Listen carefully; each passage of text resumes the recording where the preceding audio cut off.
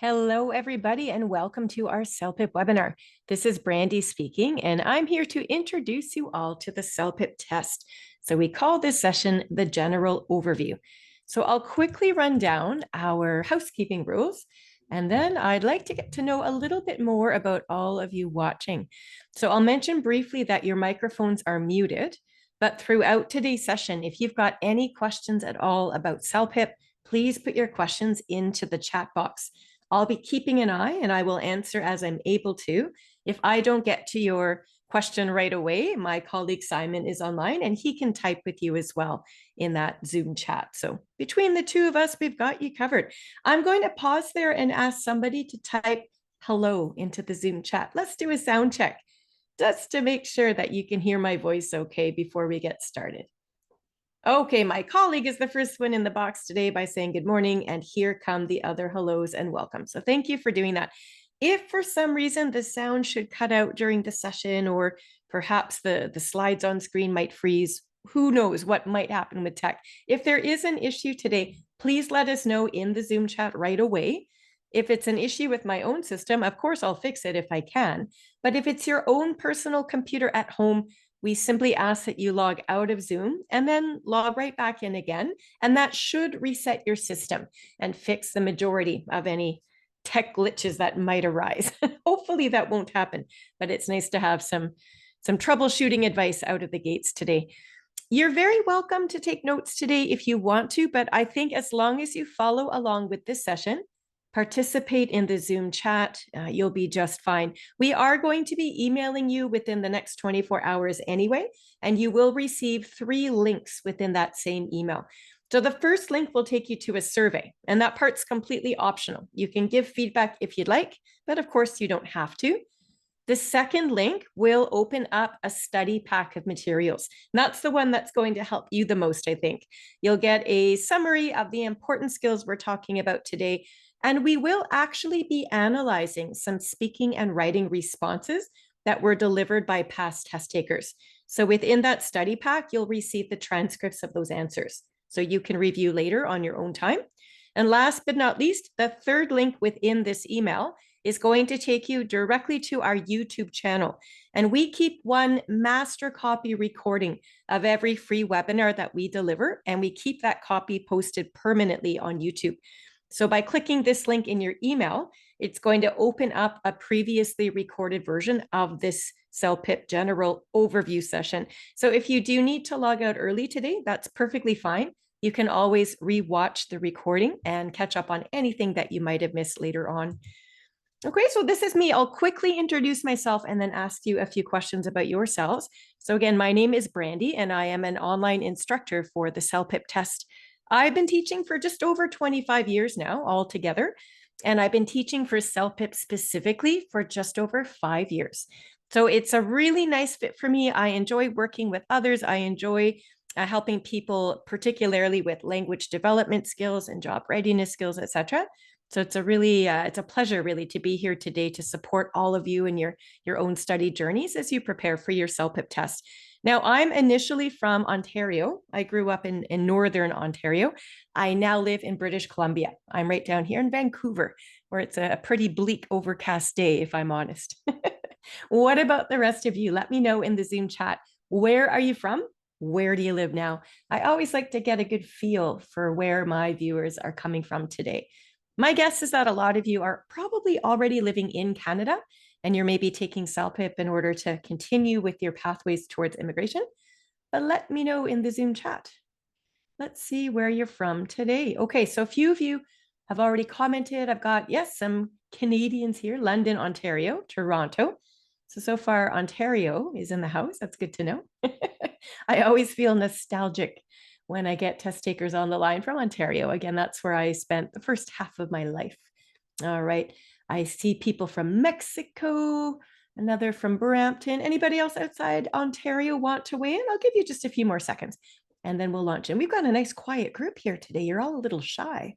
So let me see if I can snap you out of your shell and get you engaged in the lesson. Okay, I've got people from Winnipeg. Here come our international viewers. So El Salvador, All right, far and wide Mississauga. So far, it appears that many of you are from Ontario. So welcome one and all, regardless of where it is you might be listening from today. I don't know what your time frames are all about, but if you are brand new to CELPIP and just starting your studies, you're in the right place. This session, where we say you are here on our study path online here, this is the introduction to CELPIP. After you've taken today's session, we strongly recommend that you come back and take the additional free webinars. They're all about 2 hours in length, and they will walk you through all parts of the CELPIP test. So reading, writing, listening, speaking. And after you've attended these webinars and learned more about what's expected of you, and you've done the test practice with the instructor and the other viewers online, we recommend you move yourself ahead to step 2 on this path to success. There are 2 free sample tests right on the website at celpip.ca. So I think it's a wise idea for each of you to take both of these tests. I would recommend you try them at some point from beginning to end without stopping, because you want to simulate what you'll experience in the testing room. So do the whole thing from start to finish. It'll again give you a really good sense of the skills you're already performing quite well in, and that's great. But more importantly, I think these sample tests are going to let you know which parts of the test are the hardest for you. And then you've got time as you study to, I guess, focus on those skills to bring them up, we hope anyway. Which moves us along to our third step here in the path to success. There is an online bookstore, and I will introduce that to you more at the end of today's session, but we do have other materials that are available for purchase there. We sometimes have sales as well. So we always say, if you're not in a huge rush to buy anything right this second, you're welcome to wait until a 50% sale goes on and make a purchase then. And last but not least, at some point, it will be test day. So you're putting in all this work now to bring up your language skills so that you can achieve your own score. Can I quickly ask why you're taking CELPIP in the first place? Let's just see. Are all of you online today aiming for your permanent residency applications? Or maybe you're here for citizenship. Maybe you're here for PGWP. Let's just get a sense. And again, the reason I ask is because sometimes it does affect the score, of course, that you're aiming for. Yeah. So I see literally as I look at the Zoom chat, it's a really mixed bag. Almost half of you really are here for your PR status. And in which case, I assume you're targeting a level 9 in all 4 of your language skills. That seems to be that minimum score people are hoping for. And your postgraduate work permit applications, yes, CELPIP is also available for those purposes. So if you are applying for PGWP, you would be aiming for either a level 5 or a level 7, from what we understand. So again, plan your time accordingly.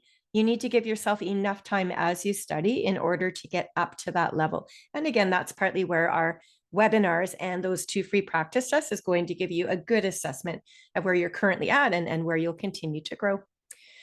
Here's what we're going to tackle in the next couple of hours or so. I will briefly start out by giving you the basics about CELPIP and why people choose to take CELPIP, as of course there are other language options. So we'll look at what CELPIP does for you.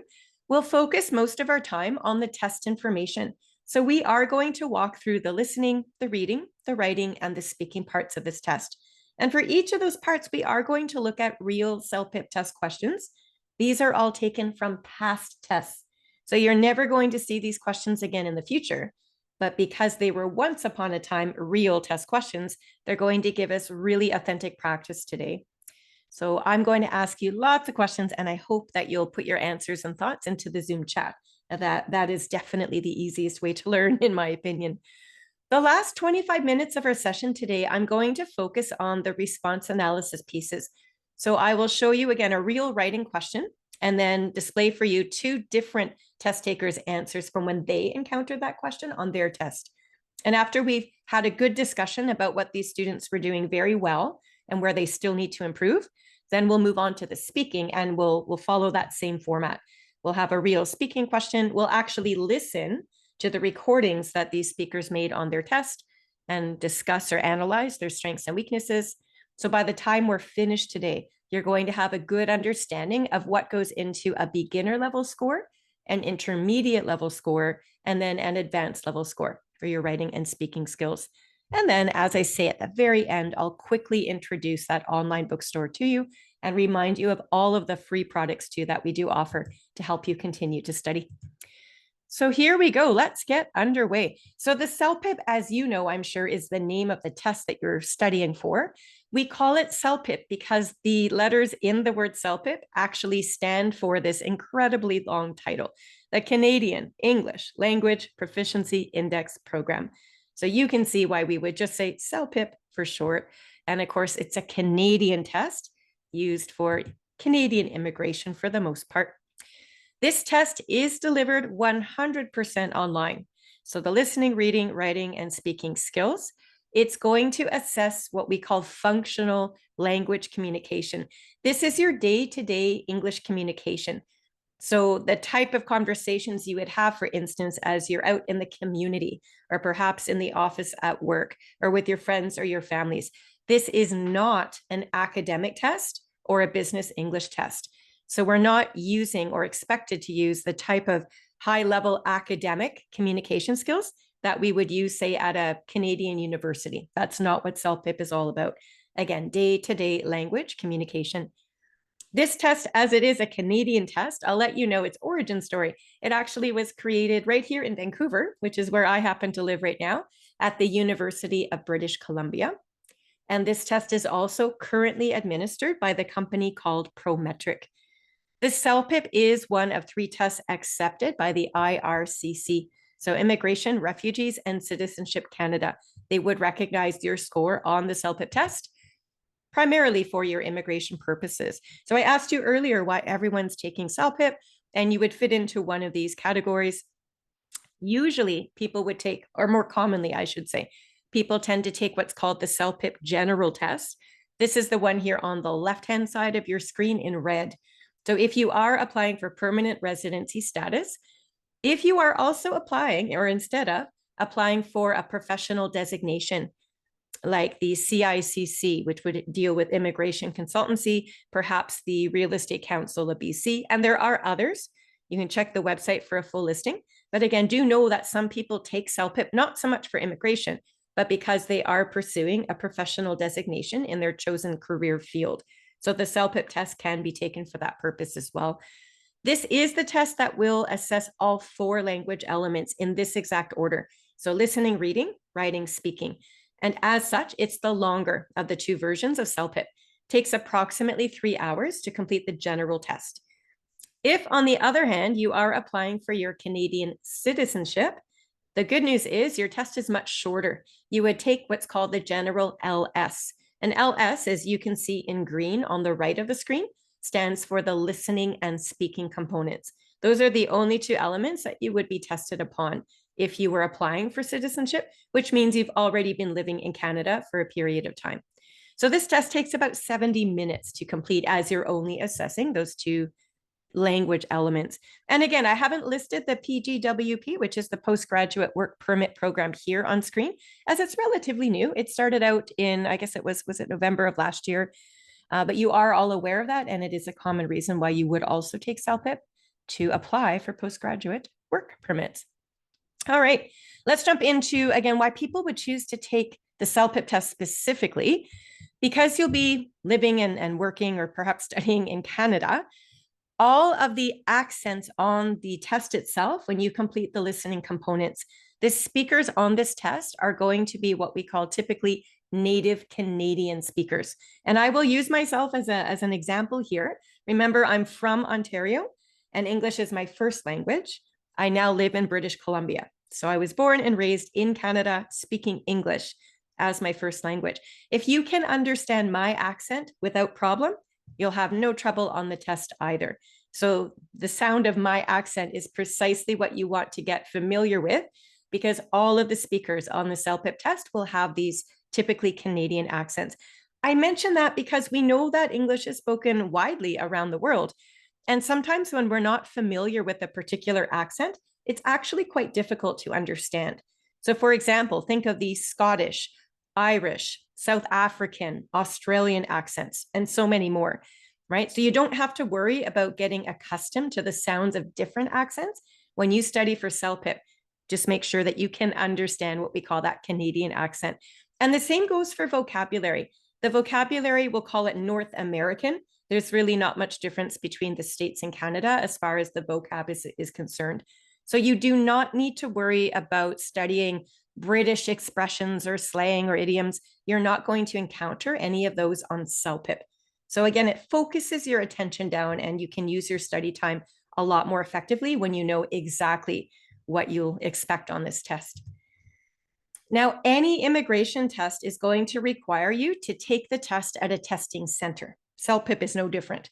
So there are currently more than 170 test centers all around the world, as you can see by this map. We are always working to open new test centers. We update that information right on the website. So when you are registering for the CELPIP test, when you fill in the online application form, it's going to ask you for your current address, so your country and your city and your region. And that's where you're going to see a list of the nearest test centers to where you live. If you live in a big city, a largely populated city, chances are you might be in luck and there will be a test center nearby. If you live in a smaller, more rural region, you might be traveling a little bit to get to the nearest CELPIP test center. So I always say no before you go, even as you're starting your studies for CELPIP. I think looking at the end game, looking to see where you're eventually going to take this test is part of that. Because again, travel expenses cost a bit of money and booking and so on. So you just want to make sure that you're ready to go when it actually is test day. So again, you'll find the most updated list of test centers right on the website. Now, regardless of where you take CELPIP in the world, you'll be in a test center. This is a picture actually of our old Vancouver testing room. You can expect to have anywhere from, say, 10 other test takers to about 30. That seems to be about average. It really depends how many people book the exact same time and location that you do. But do know there will be other people in the room testing for CELPIP at the same time as you. But you'll all be seated at your own workstation, which you can easily see here in the photograph. So all of these test takers, you can imagine the computer in front of them. So keyboard, monitor, and mouse, of course. Everyone is wearing a headset because that's how you're going to listen to the listening components of this test. But those listening headsets also act as a noise cancellation. So because there will be, when you all do the speaking test, yes, everybody will be speaking aloud at once, but it's usually not too distracting for the average person because you're wearing those headsets, which are blocking out the background noise. And you also have those little privacy shields blocking you from the people sitting on either side of you. So you should be focused and easily concentrating on your own test at hand. That microphone you can see now attached to the headset.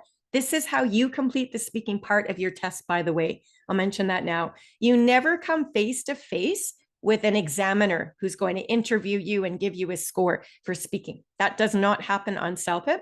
Instead, it's just you sitting in front of your computer. The question you're answering is on your computer screen and you're talking out loud. You'll record your answer into that mic, and the recordings that you make are sent off to the raters later on to assess. And a lot of test takers I've spoken with anyway find that reassuring because sometimes we get nervous when we have a teacher or a highly proficient examiner in front of us interviewing us. So we can reassure ourselves that that's not going to happen, not for the CELPIP test.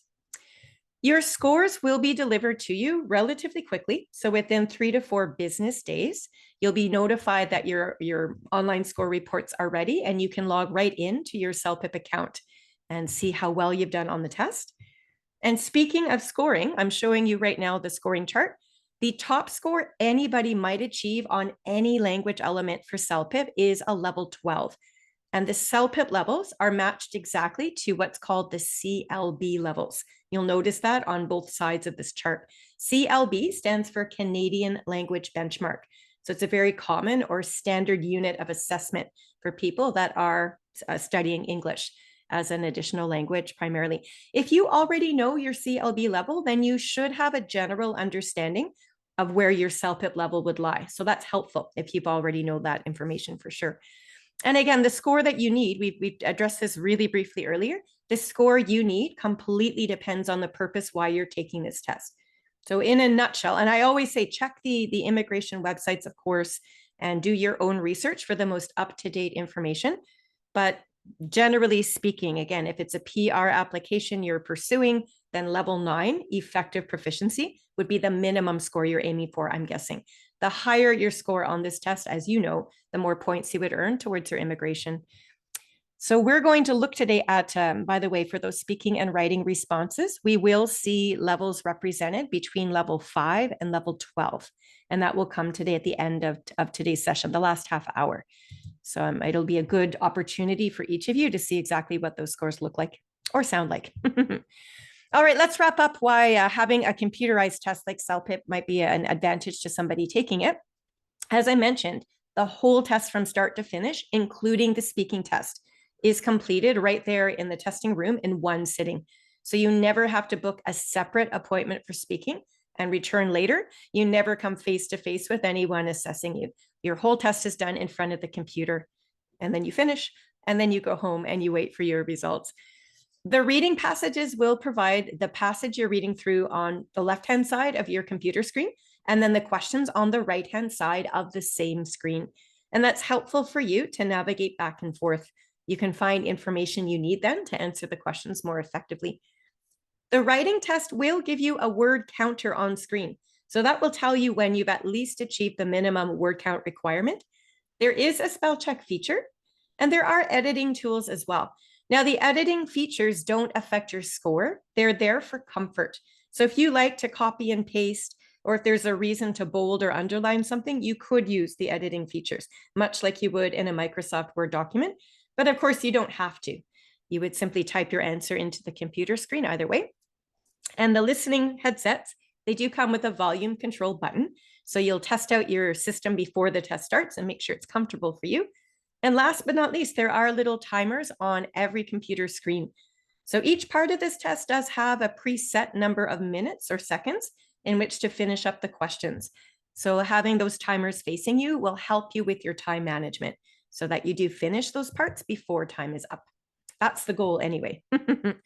All right, I'm going to jump into test information. We're starting with listening because this is the first part of CELPIP. Reminder right now, if you've got any questions about the CELPIP test, you can always put your questions into the Zoom chat and we'll be happy to answer them when we get a moment. So your listening test has 6 different parts or conversations that you'll be listening to. So you can expect to spend around 50 minutes, give or take, on this first part of the CELPIP test.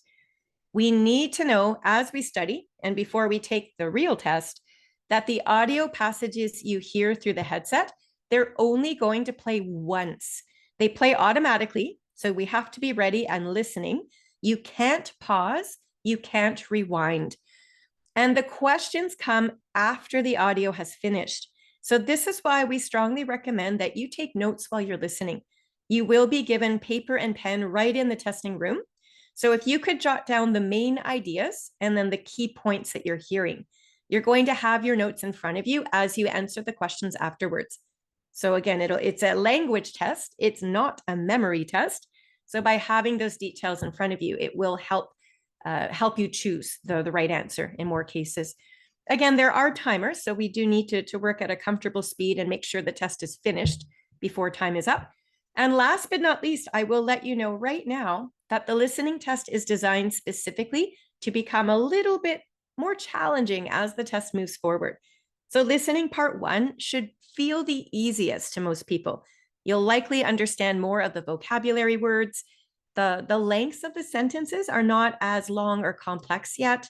The types of questions maybe are a bit more manageable as well. But as you get towards the last half of this test, especially parts 5 and 6, that's the end part of the listening test, you are going to notice that the vocab has become more advanced.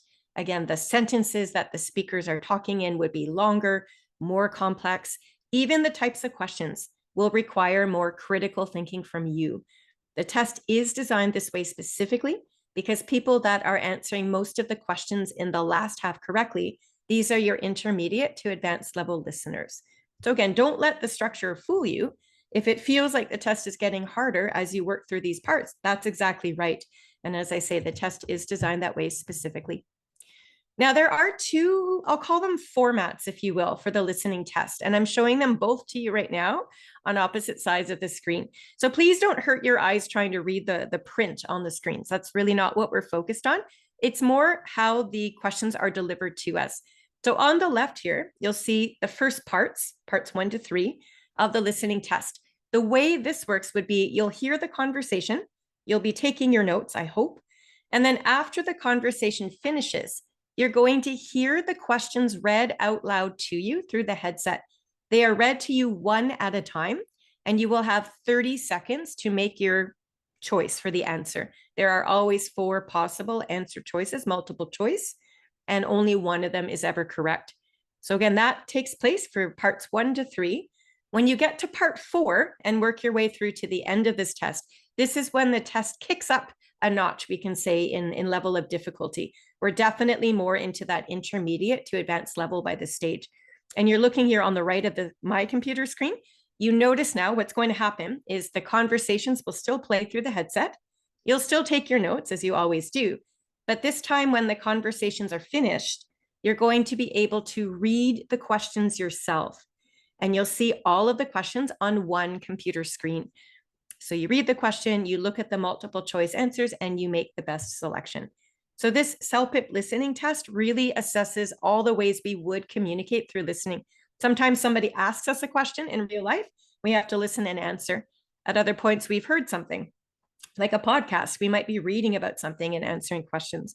So again, it's a day-to-day language assessment. That's why it's structured this way. Now, there are 2 types of passages, we can call them, for listening. Sometimes, oftentimes, you'll have conversations between 2 people, and in one case, there will be 3 people speaking. And in 2 instances on CELPIP, there will be 1 person speaking only, sort of like a news report.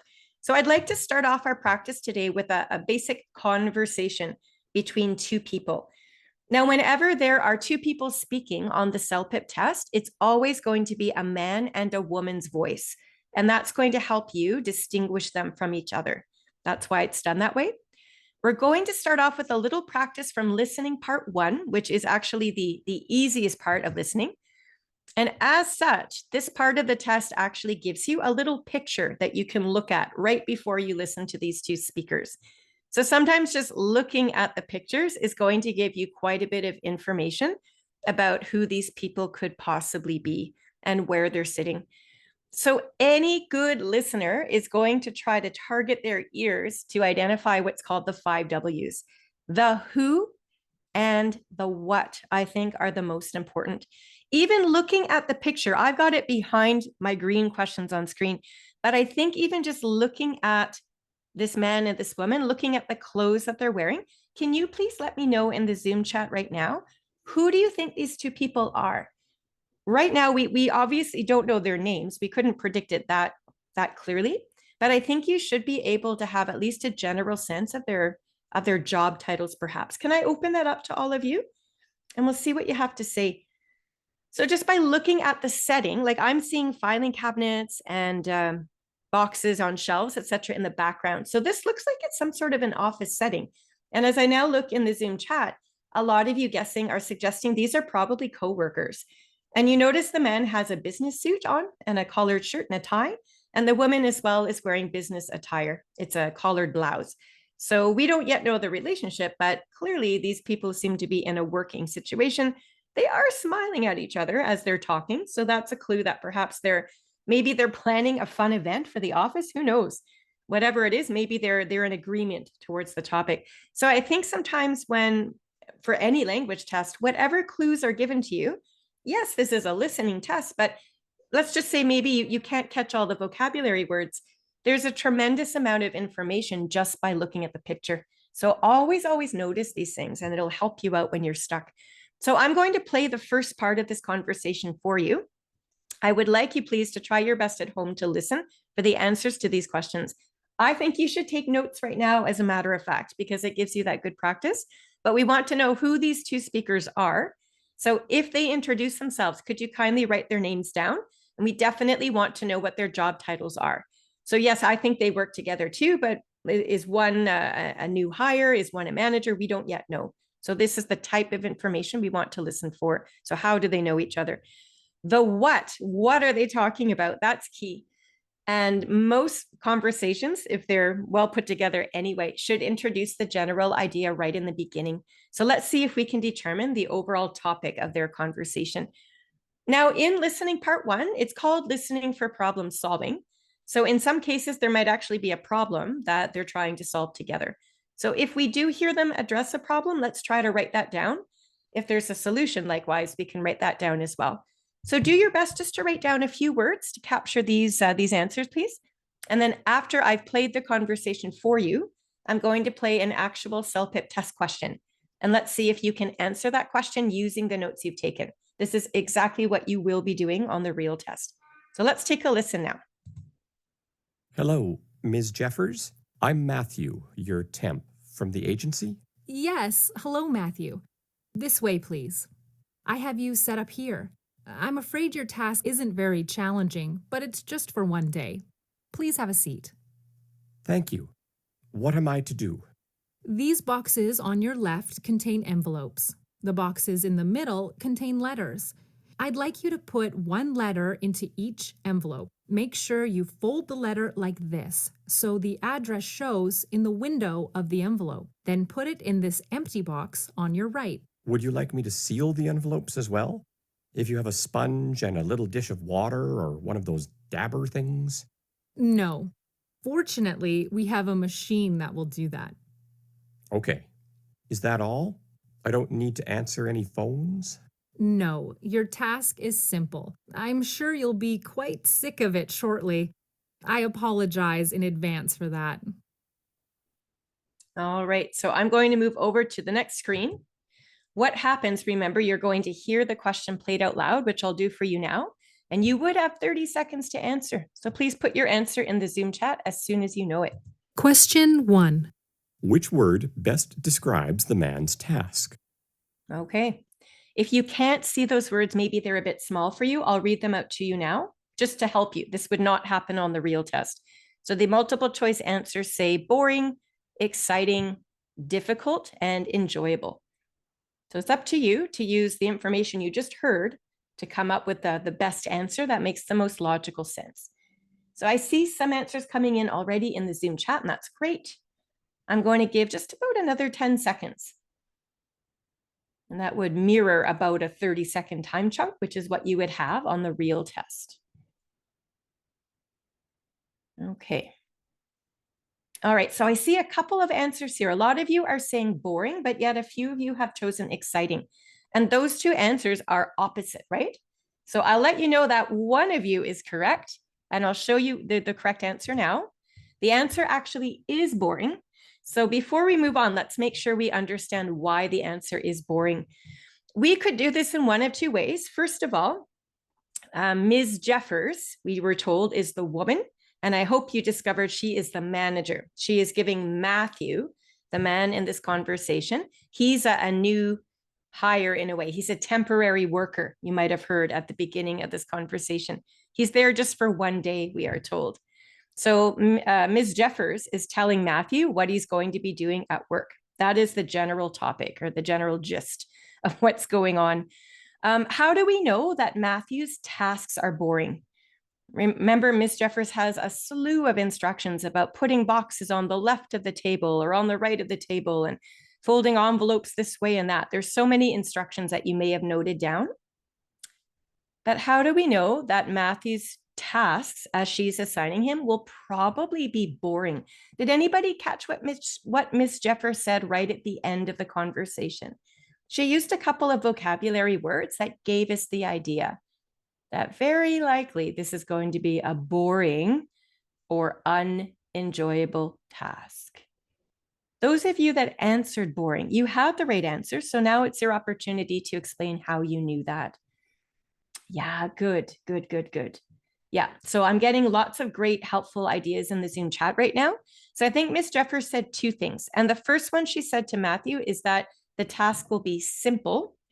And then a lot of you are commenting that she apologizes to him. The exact words she used, I believe, were, "You're going to be sick of it shortly." And I apologize in advance for that. So if somebody's going to be sick of something, that's a very casual way to say you're not going to enjoy this at all. So when you look at these four answer choices, the only answer that makes sense, that means not enjoyable, well, that would be boring. Yeah, that is definitely the best choice. Now, one of you had asked what the word difficult means. Difficult means challenging or hard. And if you think back to the beginning, I think it was, Ms. Jefford even flat out said that it wasn't going to be a challenging role. So that's how we knew difficult could not be the right answer. Yeah. So all of these tasks are simple and repetitive.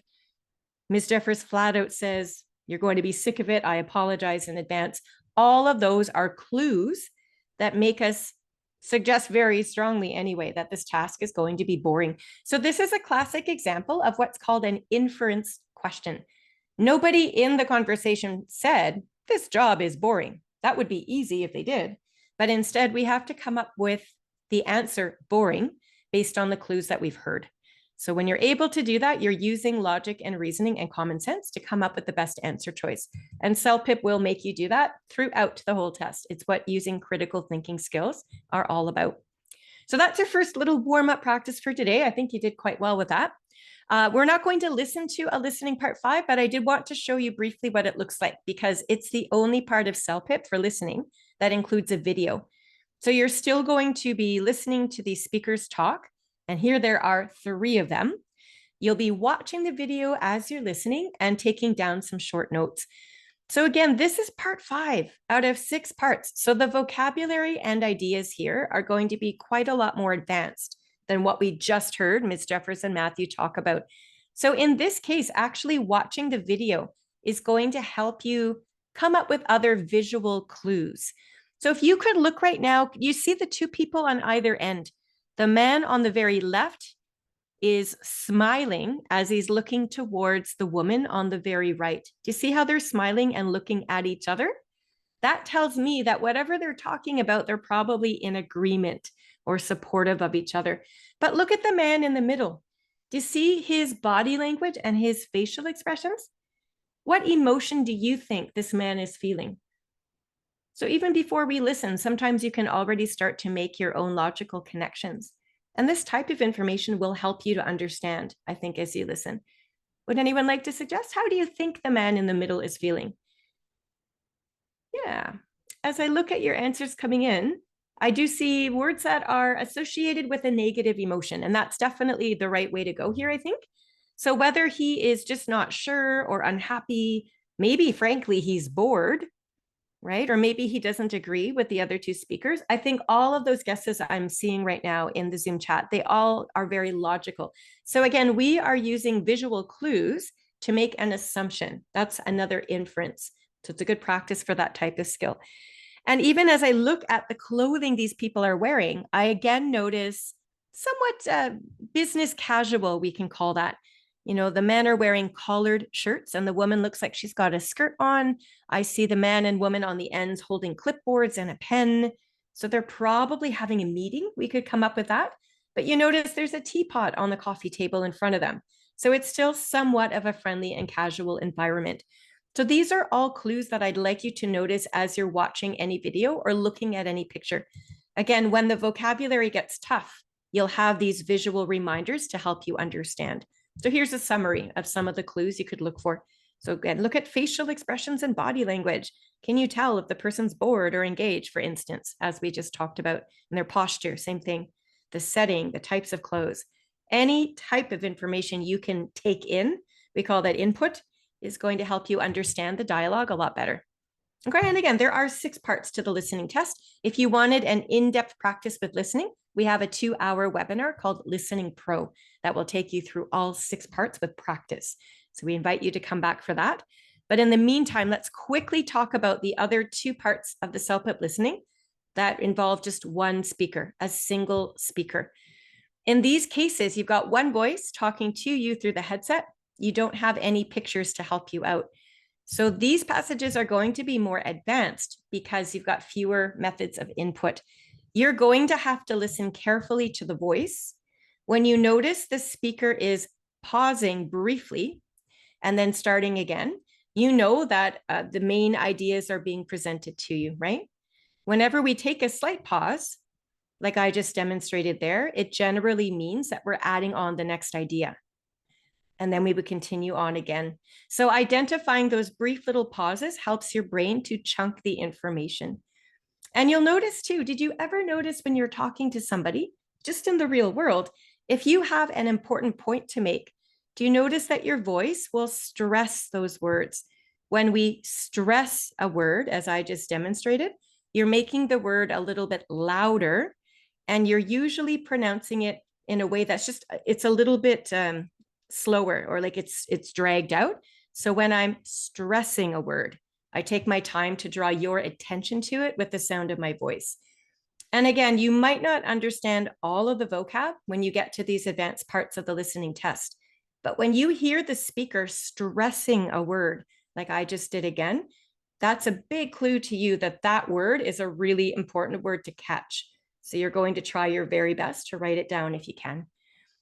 As far as when you get to listening part 6, which is the hardest part, and this is going to give you a news report, basically, all about one main topic. And that main topic is going to be presented right at the beginning. So we have to be able to identify that general topic. You are going to be introduced to several different people throughout that conversation as well.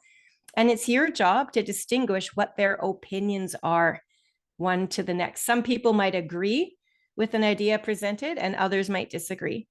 So I think it's up to us as effective listeners to identify signal words that will clue us into the fact that the idea presented belongs to just that one person.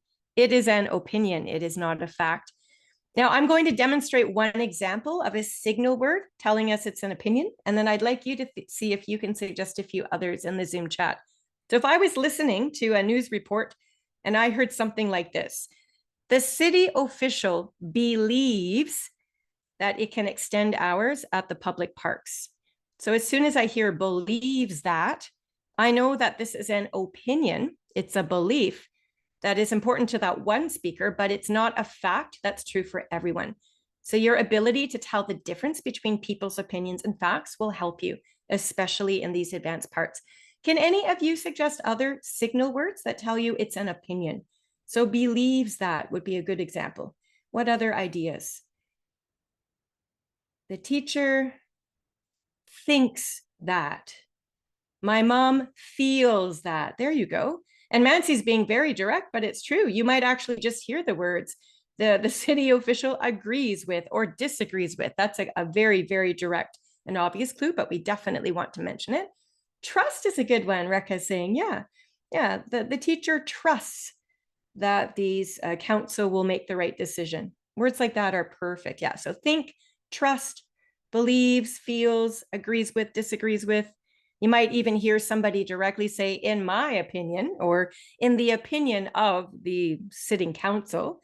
So please do listen in for these signal words to help you identify when an opinion is being presented to you.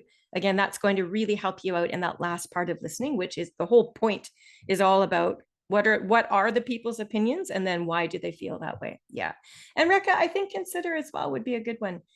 So the city officials consider extending the hours in the public parks. That would also be a good clue. Yeah, you've got it.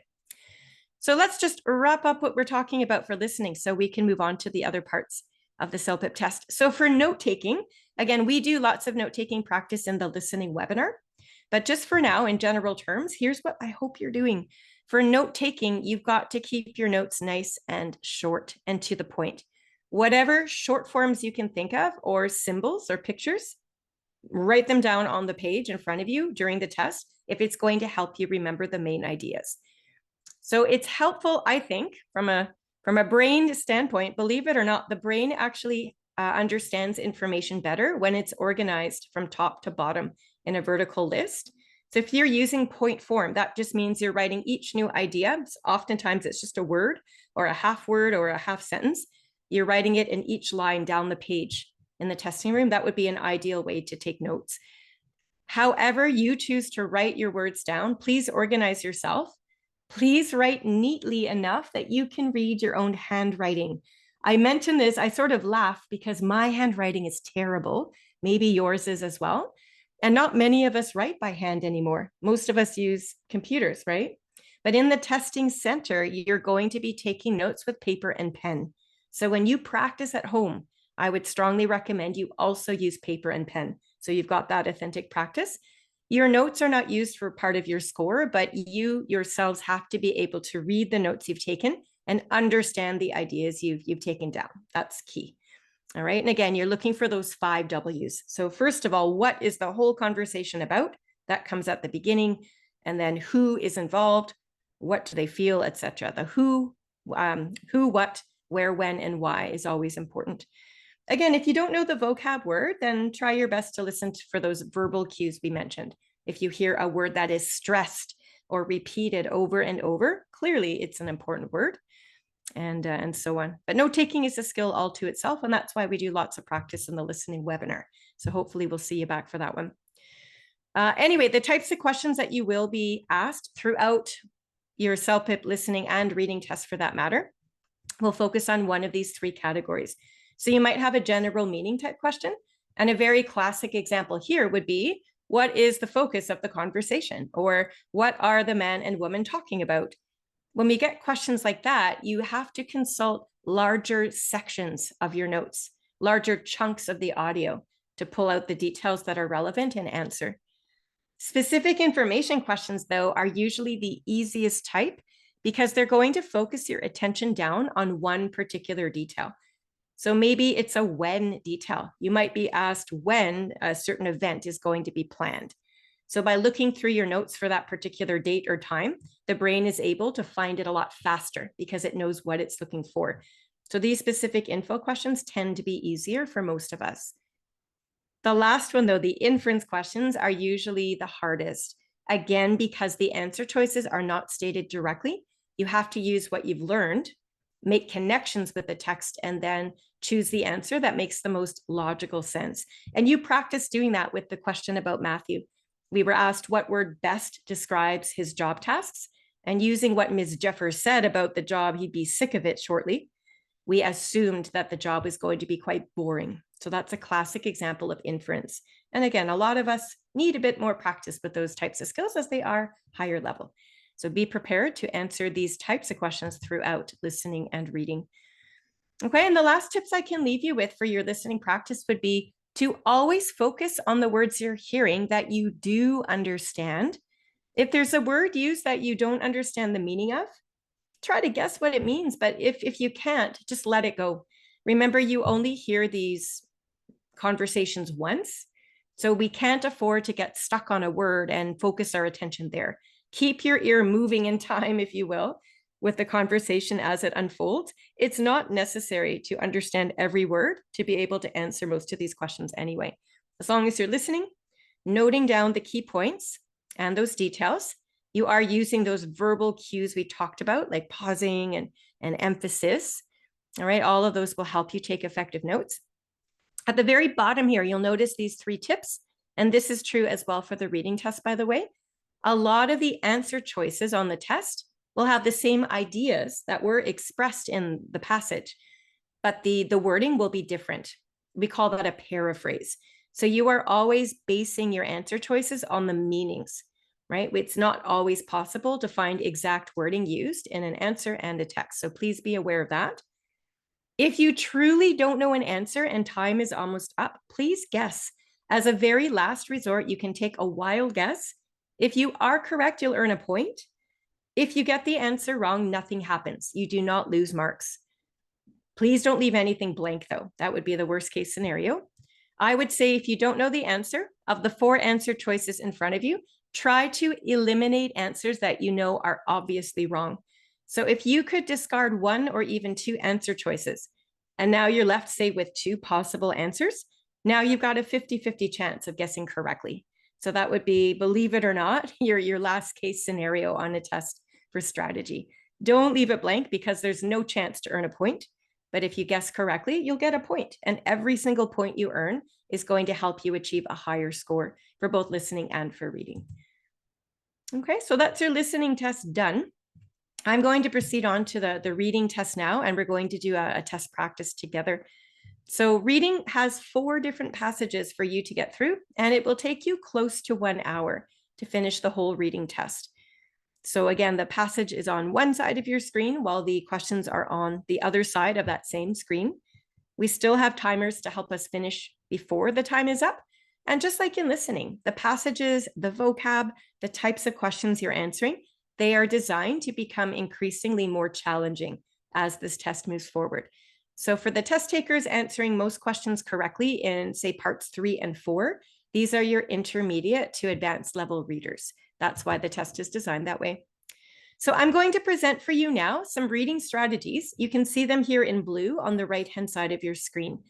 And I'd like us to use these strategies on the next screen because you're all going to do a little reading practice and we'll take it up as a group. So try it out this way and see if it works for you. The first step you'll see I've got is called preview or preview the computer screen. So if it was me, if this were my test, and I'm going to just use a little laser pointer, I would take the first 5 seconds of my time just to double check I know what part I'm working on. This tells us it's the first part, part 1, which is an email. I then would look at the timer, which is always here, to double check how much time I have to finish the whole test. I would quickly use the scroll bar to navigate down so I can see how many questions I need to answer. And likewise, I would do the same with the actual passage. Before reading it, I just like to see how long it is. So it takes about, 5 seconds to look here, there, the length, and the length. So that's called previewing. And it just gets you set up with an effective time management strategy. The next thing we're going to try anyway, before we even look at the questions, is skim read the passage. Now, I know this screen is quite tiny and you probably can't see it quite well enough yet. I'm going to make it bigger for you on the next screen. But for now, just understand that when you look at the passage, you can still see there are 1, 2, 3, 4 paragraphs here. What I'd recommend you do is skim read the first sentence of every single paragraph. And the reason we do that is because each paragraph discusses a different main idea. So when you know what each paragraph is talking about, when you finally now get to the questions, it will help you understand which paragraph probably gives you the information you need. So it's going to help you get through this test a lot more quickly when you're set up that way. Skim reading the passage, just looking at those first sentences of each paragraph, would probably take you about 20 seconds or maybe 30 seconds at the most for this first part anyway. So you're not spending a lot of time here. This is where, right here, you're spending most of your time. So we have to read the questions, and the questions are always over here. You read the question starter, and then you click that little drop-down arrow, and it's going to open up the answer boxes, always for multiple choice.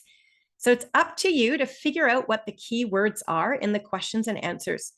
So of those 5 W's, the who, what, where, when, why, figure out which of those 5 W's the question's asking you about. And then you're going to go back to the passage to look for those key words. We call that scanning. You're not technically reading the passage, you are looking for those key words. So whatever words you've identified as being important in the question or answer choices, your eyes would start at the top and quickly scan through or look down until you find those key words.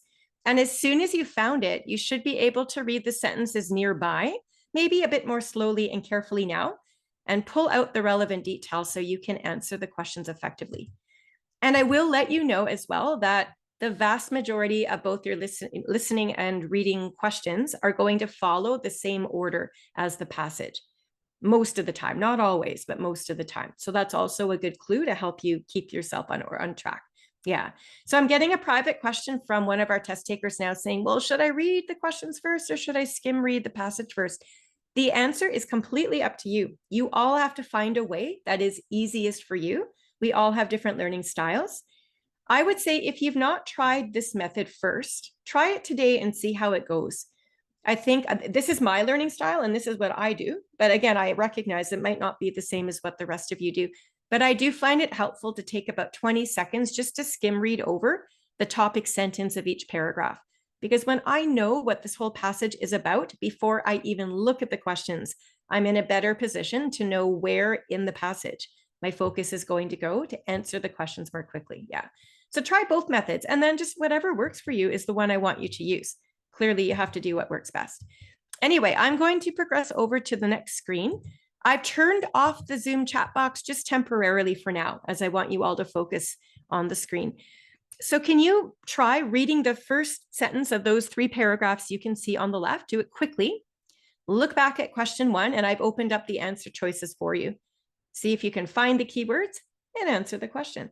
I'm going to give you about 30 seconds of quiet time. I'll stop talking, and then I'll turn the Zoom chat back on and ask you to guess the answer in the box.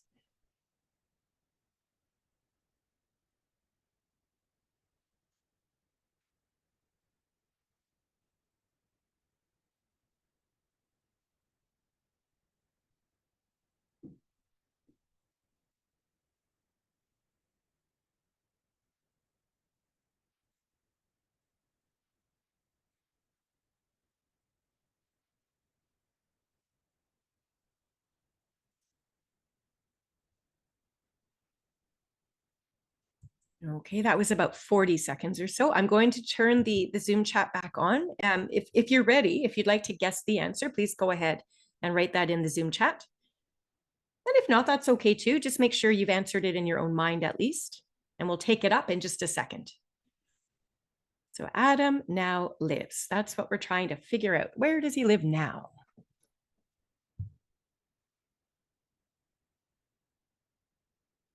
All right, I see a pattern in the Zoom chat. I'll give you about 5 more seconds to get your answers down. Looks like most people have participated, which is great. And I do believe everybody has chosen in the downtown area. Okay, here's what I hope you did. I hope that earlier when you were skimming, if you did indeed try that strategy, you might have recognized that the first sentence of this paragraph talks about Adam moving. So that's what I did. Like I skimmed, I said, oh, he's writing an email about an experience on the bus. He's moved. He's planning the bus routes to get to work. That's what I did first. It took me just 10 seconds, really. And then when I saw this question and I opened the answers, I can see that I'm looking for the where detail. These are all the names of streets or neighborhoods. So Adam now lives. And the fact that the second paragraph was about Adam moving, that clued me in that that's probably where I'll find my answer. And sure enough, in that very first sentence there of paragraph 2, so I've just highlighted that in yellow so we can all see it, I noticed 2 of the answer choices included. We can see the words Gloucester and downtown right in that first sentence. So one of those 2 answer choices is probably the correct one. It's now just a matter of looking at the grammar. So the question, remember, says Adam now lives. And when we look back to the paragraph that I've highlighted for you in yellow, it says having recently moved from Gloucester to the downtown area. So if Adam has moved to the downtown, that's clearly where he lives right now. So you are all absolutely right. That is the right answer. All you would do on this test is click that answer and the computer will insert it for you like this in green print. Okay, now if you want to change your mind, you certainly could. You could just click that answer in the downtown area and the computer will open back up the multiple choice answers. So if you clicked something different, the computer would make the adjustment for you. So you can, I guess you could effectively change your mind as often as you would need to, but you can see the timer at the top of the screen. And remember, there are 2 sets of questions to answer. We've just done 1. So your job is to get through all the questions before that timer gets to 0 and time is up. Okay, so this is, if you look back at the types of questions that we talked about earlier, so throughout reading and listening, you're going to have general meaning, specific information, and inference type questions. What type of question did we just answer? Where it says Adam now lives, what type of question is that? Does anyone know? Feel free to just type the number here in the Zoom chat if you'd like. You can actually type the word, totally up to you. I mean, the most important thing is you get the answer correct. That is definitely most important. But I think understanding the type of question comes into play later on when the questions get hard. Sometimes when you know the type of question you're answering, it actually tells you where to look. And as I'm looking in my Zoom chat, most of you have selected number 2, specific information, and you're absolutely correct. This question is specifically asking you for the where detail. Where does he live now?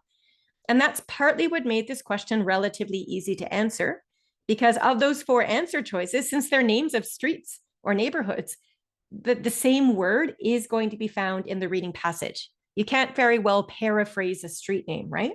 So we're looking, and we saw the words Gloucester and downtown right in the reading passage. So right away, we knew we were looking in the right area. And then it was just a matter of reading a little bit more carefully to see which of those 2 locations is where he lives right now. So specific info questions, a little easier, a little faster to accomplish. So I guess effectively today we practiced some inference and some specific info as well. To wrap up our reading discussion here, again, if this works for you, try it out, skimming the main text. I like to take about 20 to 30 seconds, no more than 40 seconds, just to read the first sentence of each paragraph. And the whole purpose of doing that, remember, is to get that general understanding of what the whole passage is about, and then what each paragraph talks about. That's helpful for me. It might be helpful for you to try as well. Once we've got that under our belts, we can look at the questions and answer choices. Remember, we pulled out the keywords. We knew we were looking for a where detail in that last practice, and scanning through the passage, we were able to find them.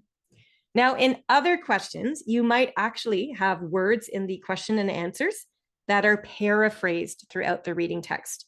So your job is to always match the meanings. Remember, it's not always just about the individual word choice. The meaning is always the most important.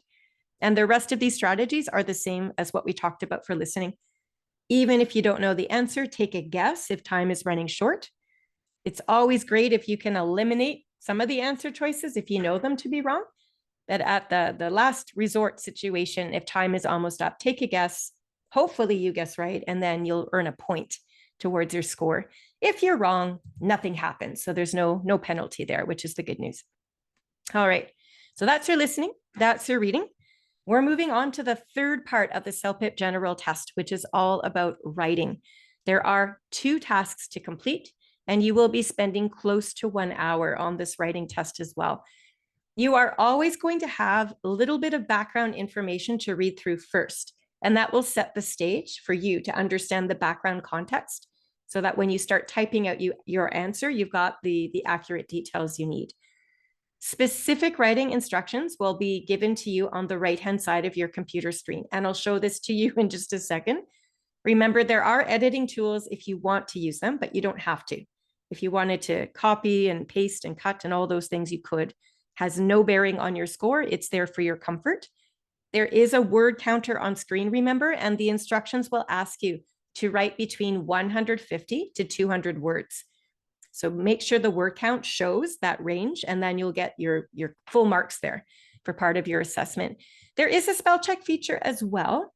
It's not going to magically correct all your spelling, but the way the spell check feature will work is it will underline a word it doesn't recognize that you've typed. And when you right click on that underlined word, the computer will suggest words it thinks you might have meant to say instead. So if you see the correct spelling, you could select it, but it's still up to you to decide which is the word you're intending. So bear that in mind. Spell check is a tool of assistance, but it's it's still up to you with your brain power to determine the actual words you're using. So here is an example of a past CELPIP test question. I'll give you some time. Would you take about 20 seconds or so to skim read this question to yourself, and then we'll quickly talk about it and do some brainstorming together.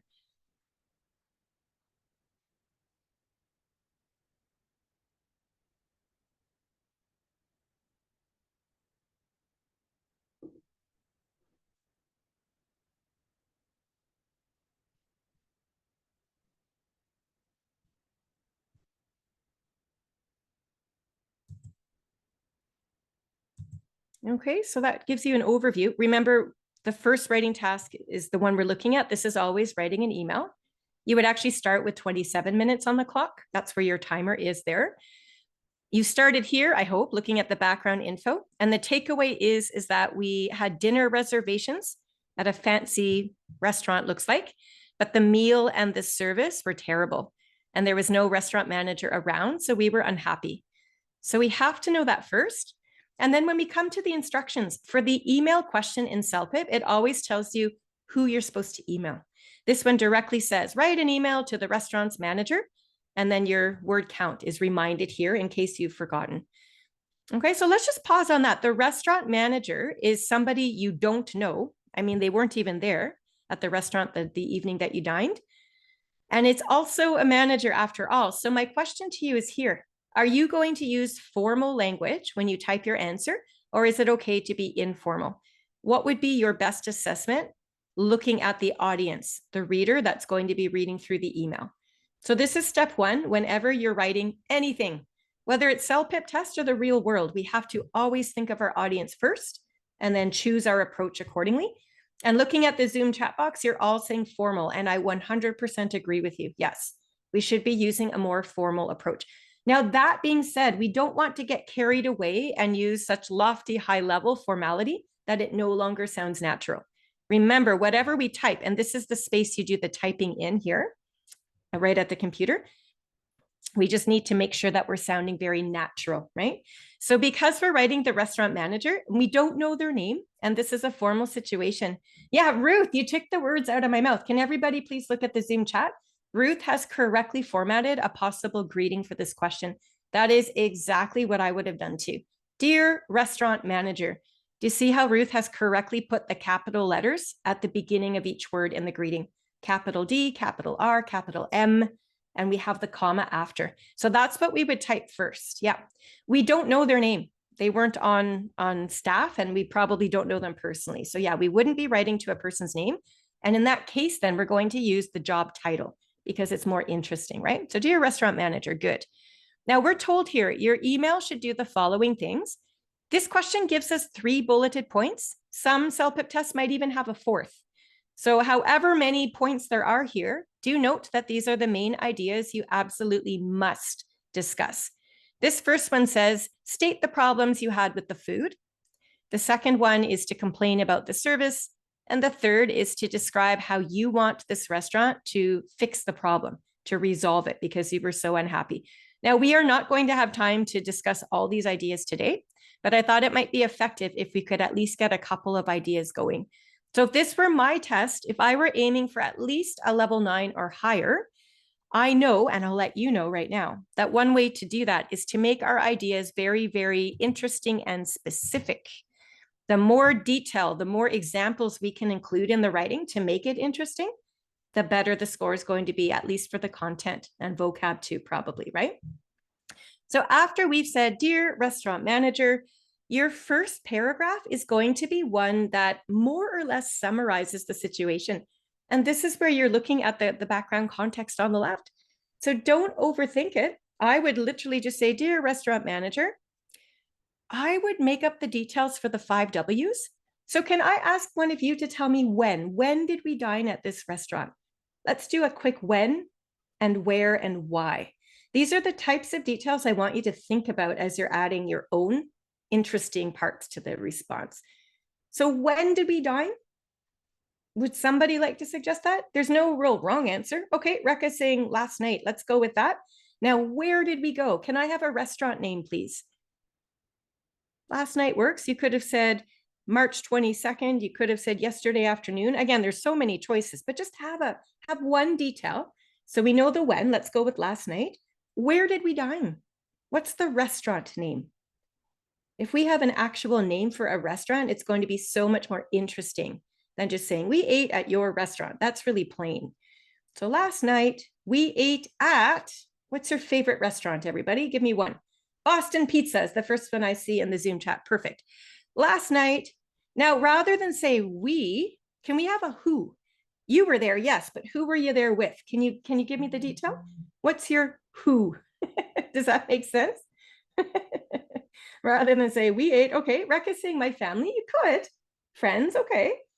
Could we push it just a little bit further?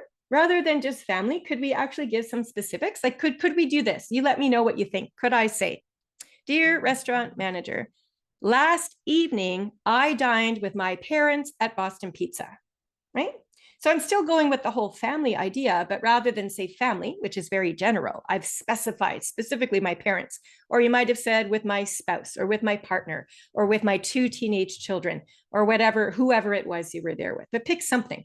So we've got a when, we've got a where, we've got a who. Good. That's just the opening. That's just the opening. We've set the stage. We would want to introduce the topic.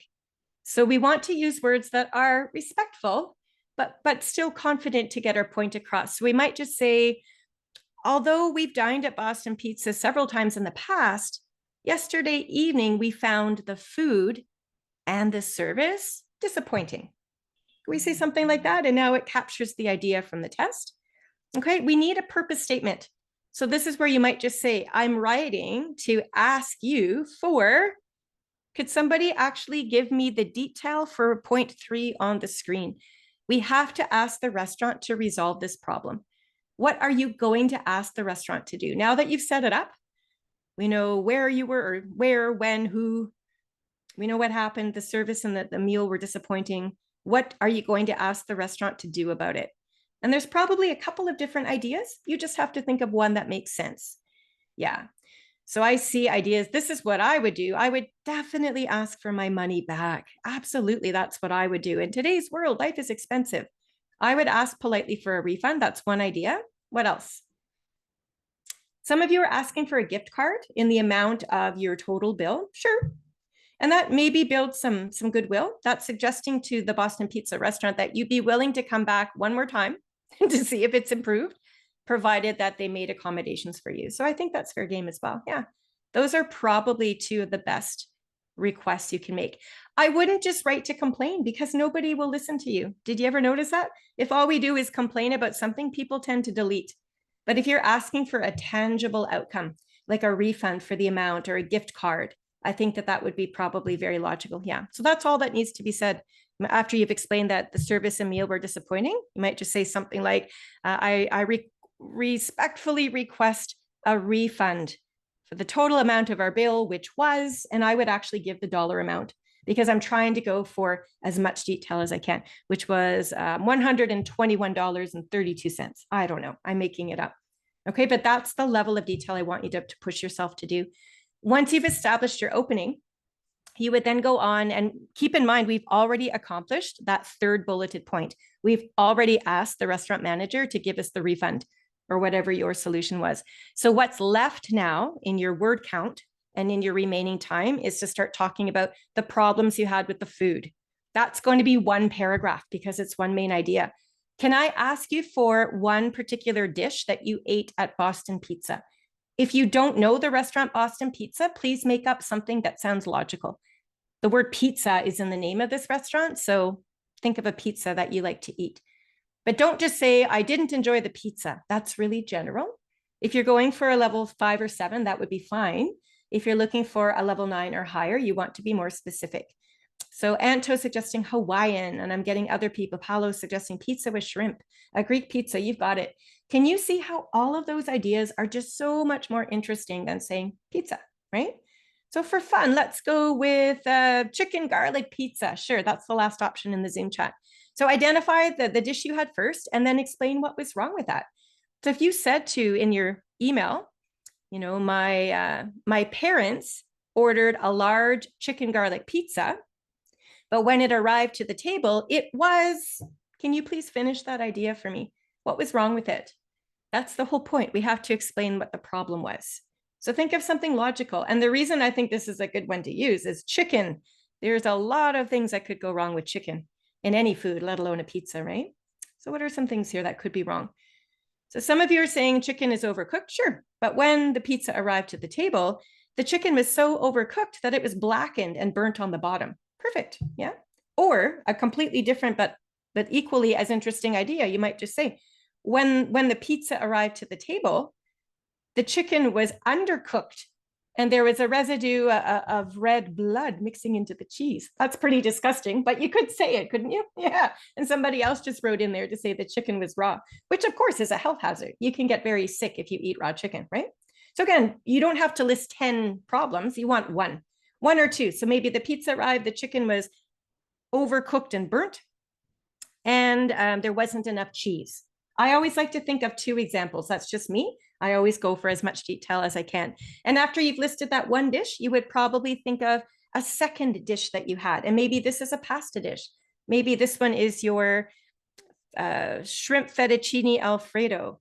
But when it arrived, the dish was stone cold and there was only one shrimp in the whole dish. You know, whatever it is, you're thinking off the top of your head. I would recommend you try to think of your own life experience. If you actually have had a really terrible meal in a restaurant, draw on those details because they're top of mind and they come out in your writing a lot more easily. Or you can just make them up. It's really up to you. But that's the idea. And then you would move on to really poor service and finish up. So we won't take the time to talk about the service today, but I hope you've got some ideas now about how far you can push your details, especially if you're targeting those level 9 to level 12 areas for the rating. Your second writing question looks similar in the way the screen is formatted. So can you take about 20 seconds or so, skim read both sides of the screen? And we'll quickly talk about what makes this question a little bit different than the first one.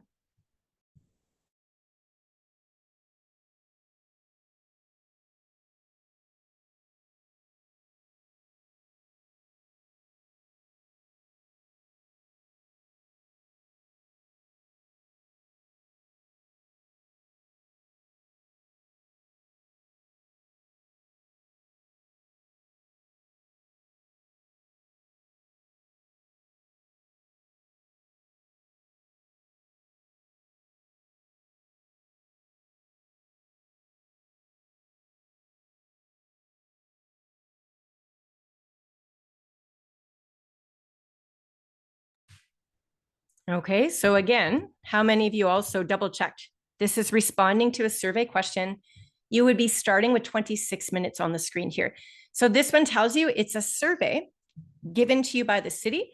And it looks like we live in this very small town, but there's a green area that hasn't been developed.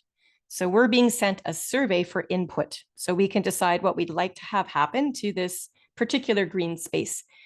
I can see in the Zoom chat, a lot of you are already selecting the option that you would like to write about, and that's wonderful. Your question is always the same for writing task 2. You have to choose one of these two options, either A or B, that you prefer. So you're going to click in one of these two bubbles with your mouse. You have to be able to explain why, though. I would come up with 3 reasons why your choice is the better one. All right, and again, the word count is the same. So if you choose option A, you can see that this one is a shopping complex. You should be using these ideas to try to encourage the city to adopt your idea. So you can mention that there would be restaurants there, a supermarket, and a movie theater. But what you would do with these main points is develop them. You could even, again, name a restaurant coming into town, and you could also explain why that's going to benefit the townspeople. So as many reasons as you can muster in the time allotted to you and the word count as well to support why your choice is better than the other one. Some of you in the Zoom chat box right now have selected option B, and this is definitely the one I would choose as well. I really like nature, so this is up my alley. So this would have a park. There would be a sports complex. We would have a green area and a petting zoo. So if this were my answer, I would explain to the city that keeping physically active is good for our physical and mental health. And then I would talk about the different sporting teams we might have here. Could also talk about how playing sports also encourages friendships and camaraderie and so on. So again, any benefits to having these ideas you're going to include in your writing. You'll notice up top there in green, I've got a point here. It says you may use email format for this question, but you don't have to. So honestly, you get to decide and it doesn't matter. It doesn't affect your score. So since you've just completed an email in task 1, if you wanted to use email again, that's fine. You'd probably address it here. I'd probably say, dear city officials. That's who I would choose as my reader because it's a city development survey. And then you would follow the same structures, but you don't have to. You can get right to the point. You can say, I would like the green space in town to be developed into a recreational park. You could start the whole response by just identifying whichever of those two options is yours, and then again, have your reasons. Okay, so lots of choice. Now let's talk a little bit about how your test is scored. I'm showing you right now, I call it a checklist of skills or categories. And you're going to want to keep this checklist handy at home as you study. You will be receiving this in your study pack. It's also included on our website. And the higher score you're going to achieve is based upon your ability to demonstrate strengths across all 4 of these categories that you see listed here. Okay, so let's quickly talk about these categories and then how it's going to be scored. Your content details are what we just focused on when we brainstormed all of your wonderful ideas about eating last night at Boston Pizza with our parents and the chicken garlic pizza was raw, etc. So again, the more interesting your details are, the more well-developed and supported your ideas are, the better your score. Your coherence also speaks to how well you're organizing your thoughts so that they blend together smoothly, so we're not confused. The vocabulary is the second category down, as you can see. Your primary goal is to choose words that make sense. The meaning has to be clear. That's step one. Once you've got your accurate meanings, you then want to perhaps work in regular study practice at home to develop or widen your vocabulary range. The more interesting and precise your word choice, the better. So again, we didn't just say the pizza we had, we said the Greek pizza or the Hawaiian pizza. It's sort of like a content detail, but you're adding in these precise vocabulary choices. So those two categories, I think, go hand in hand. The more variety you can demonstrate while you're writing, the better as well. So don't get stuck in a rut, meaning don't just repeat the same words over and over. Try your very best to demonstrate that you've got so many strengths and so many words that you can use in the writing. Readability is the third category down. And this is all about your writing and your grammar skills. So first and foremost, we need to master the basic sentence structure. And once you understand how to create simple sentences, you're then going to go to the next step, which is connecting those shorter ideas together into longer, more complex structures. And the more consistently you use complex structures with a good variety of transitions, the higher your score is going to be. The next step leads into what Mancy is asking right now in the Zoom chat. Once we've mastered our sentence structures and hopefully have learned some complexity, we then learn how to paragraph appropriately. And I cannot tell you how many paragraphs you have to write. There's no such thing. The number of paragraphs you include in both of your writing tasks depends completely on the number of main ideas you are presenting. So the rules for paragraphing say, each time you have a new main idea, you're going to start a new paragraph. So I'll leave that up to you to decide, but it's a fair question to ask, Nancy. Your grammar and your spelling and punctuation, of course, are assessed here as well. Last but not least, we've got task fulfillment, and this speaks to how completely you've answered the question on the test. So don't miss any part of your instruction. Your details also need to be relevant, and that means they have to be on topic. So remember that restaurant question we brainstormed together? The only things we were told to complain about were the meal and the service. That is it. Those are the only two complaints you can make. You cannot then go off and start talking about something completely unrelated, or you will not score well under task fulfillment. So stick to the task, as we say. And your tone is partly assessed here as well. So your decision to write either formally or casually is going to be taken into account. And then the word count. So between 150 to 200 words, all of those elements are grouped together under task fulfillment. So again, the more strengths you demonstrate across all 4 areas of this checklist, the better your score. Don't just devote your study time to working on one element. So let's say for a moment you are studying a lot of vocabulary and you come into this test and you do well in vocab. That would be great. But if you're still not adding your details, and if you are still not using complex sentences or paragraphing, and if you miss part of the question and don't even answer it, you're not going to achieve a higher score perhaps that you were hoping for. So you really do need to make an effort to demonstrate as many strengths as you can across all 4 areas. And the way that your CELPIP writing assessment is completed is it is scored by an AI human hybrid system. So what that means is we're combining artificial intelligence with a human rating panel, specifically for the CELPIP writing test. So all of your final CELPIP writing scores are reviewed and verified by the human rating team. And this ensures that the CELPIP score you receive on your report follows the rating criteria that you see here. So that's how that's completed. All right. There are many ways to earn a score, as you might imagine, on this test. So I'm going to move over to the speaking section. This is the very last part of CELPIP. We'll do a quick discussion and then get into some assessment pieces today. So the good news for your CELPIP test, as this is the fastest part of the whole test, takes you about 20 minutes to get through all 8 speaking tasks. They go very, very quickly. Some of these tasks are going to give you just written instructions to answer. Some of the tasks have pictures and you'll need to work through them. I'll show you a few examples in just a moment. But do know that each particular speaking task has a little bit of preparation time. So you'll, of course, need to read the question and start thinking of your points. And then there will be a speaking time. Most of the time you're speaking for 60 seconds, and in 2 instances, it's a 90-second response. So remember, you are speaking into your microphone. The responses or recordings that you make are going to be sent off to the raters later on. And for the speaking test, it is a human rating team. Here's an example anyway of speaking task 2. This is one of the questions I mentioned that has text only. So you'd have 30 seconds in this case to read through the question. I'll just read it out loud if you don't mind, because it's fairly small. So here's an instance where you're talking about a personal experience. So this one says to talk about a great time you had with a family member or friend. Maybe you can talk about a party, something you did together at school, a time you traveled with a friend, or anything else you can remember. What happened and why was it memorable? So you'd read that first, start thinking. You have to choose very, very quickly about the time you're going to speak about. And when it comes time to speak, you've got 60 seconds. Again, the more details you can include, the better. Always think of those 5 W's: who, what, where, when, why. If it makes sense to include them, then I would certainly do so. Here's an example of one of the picture tasks for speaking. This one happens to be task 3, which is describing a scene. And your instructions here are always the same. You're going to describe some things that are happening in this picture as well as you can. And then the person with whom you are speaking cannot see the picture.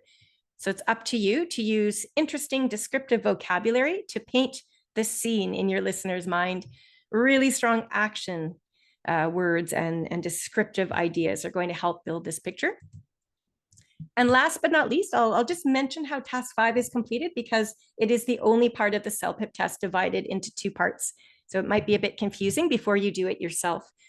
So on the left-hand side of this screen is the first part of the speaking task 5. And what happens here is you're going to role play.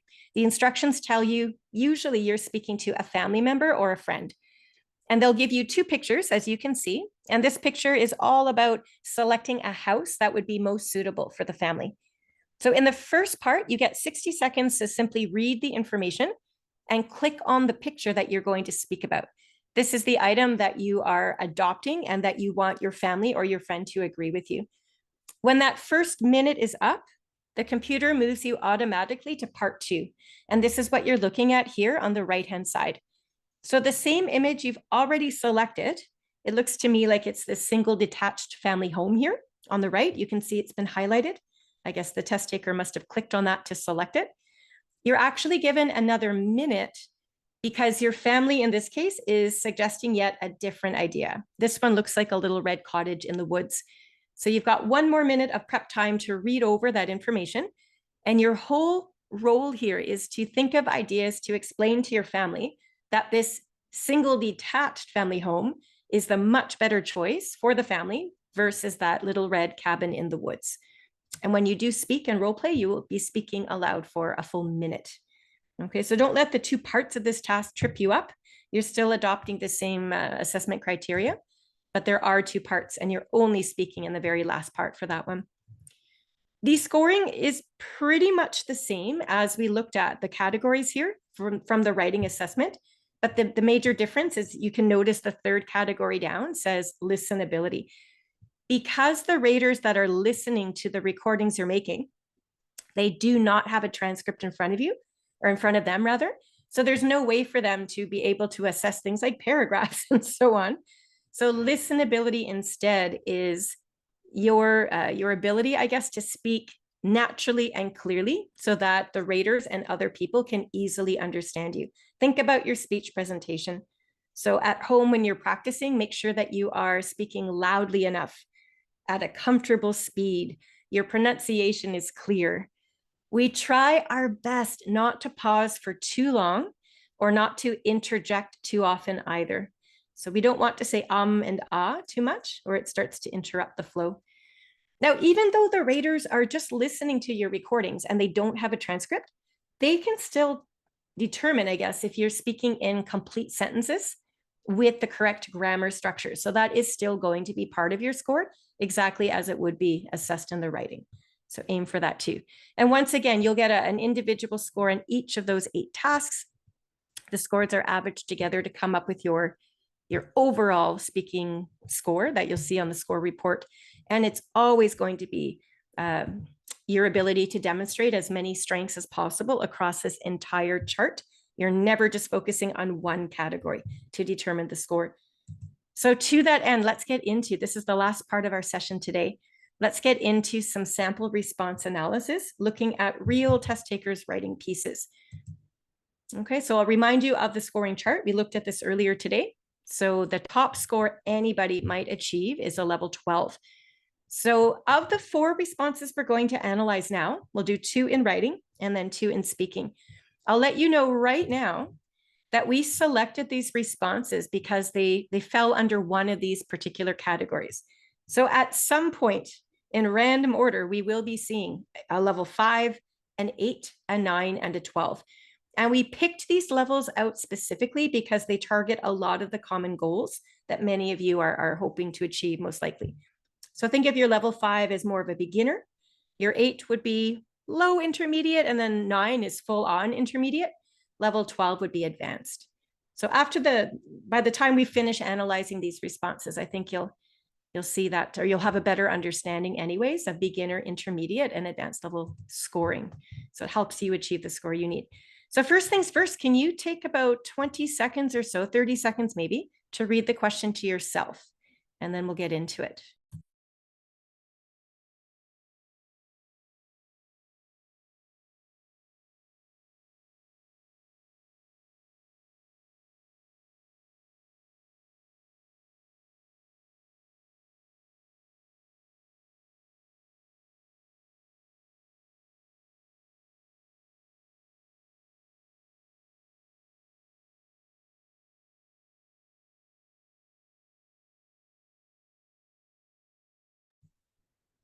Okay, so it is an email.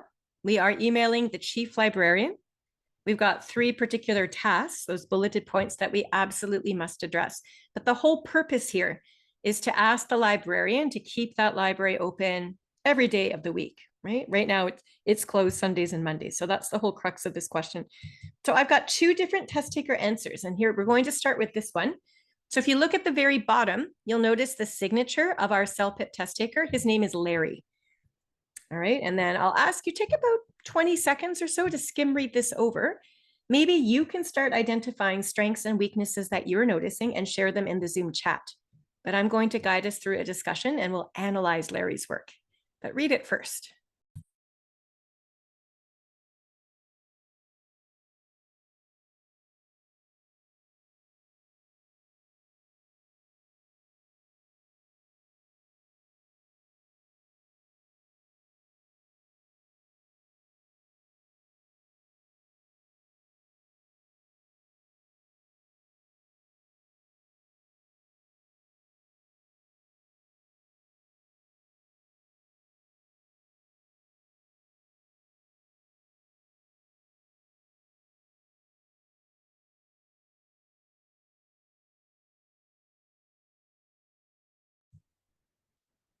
Okay, I don't notice anybody's own assessment yet in our Zoom chat, so I'll go ahead and start us off with discussion. Feel free to jump into the Zoom chat when you're able to.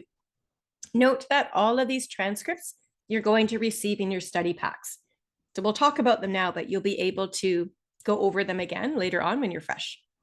All right, so here is the very, very first response from Larry. I'm going to start with content since it's the top part of that rater's checklist, if you remember seeing. Okay, so things that we need to look at under content is we need to understand first and foremost why Larry is even writing this email.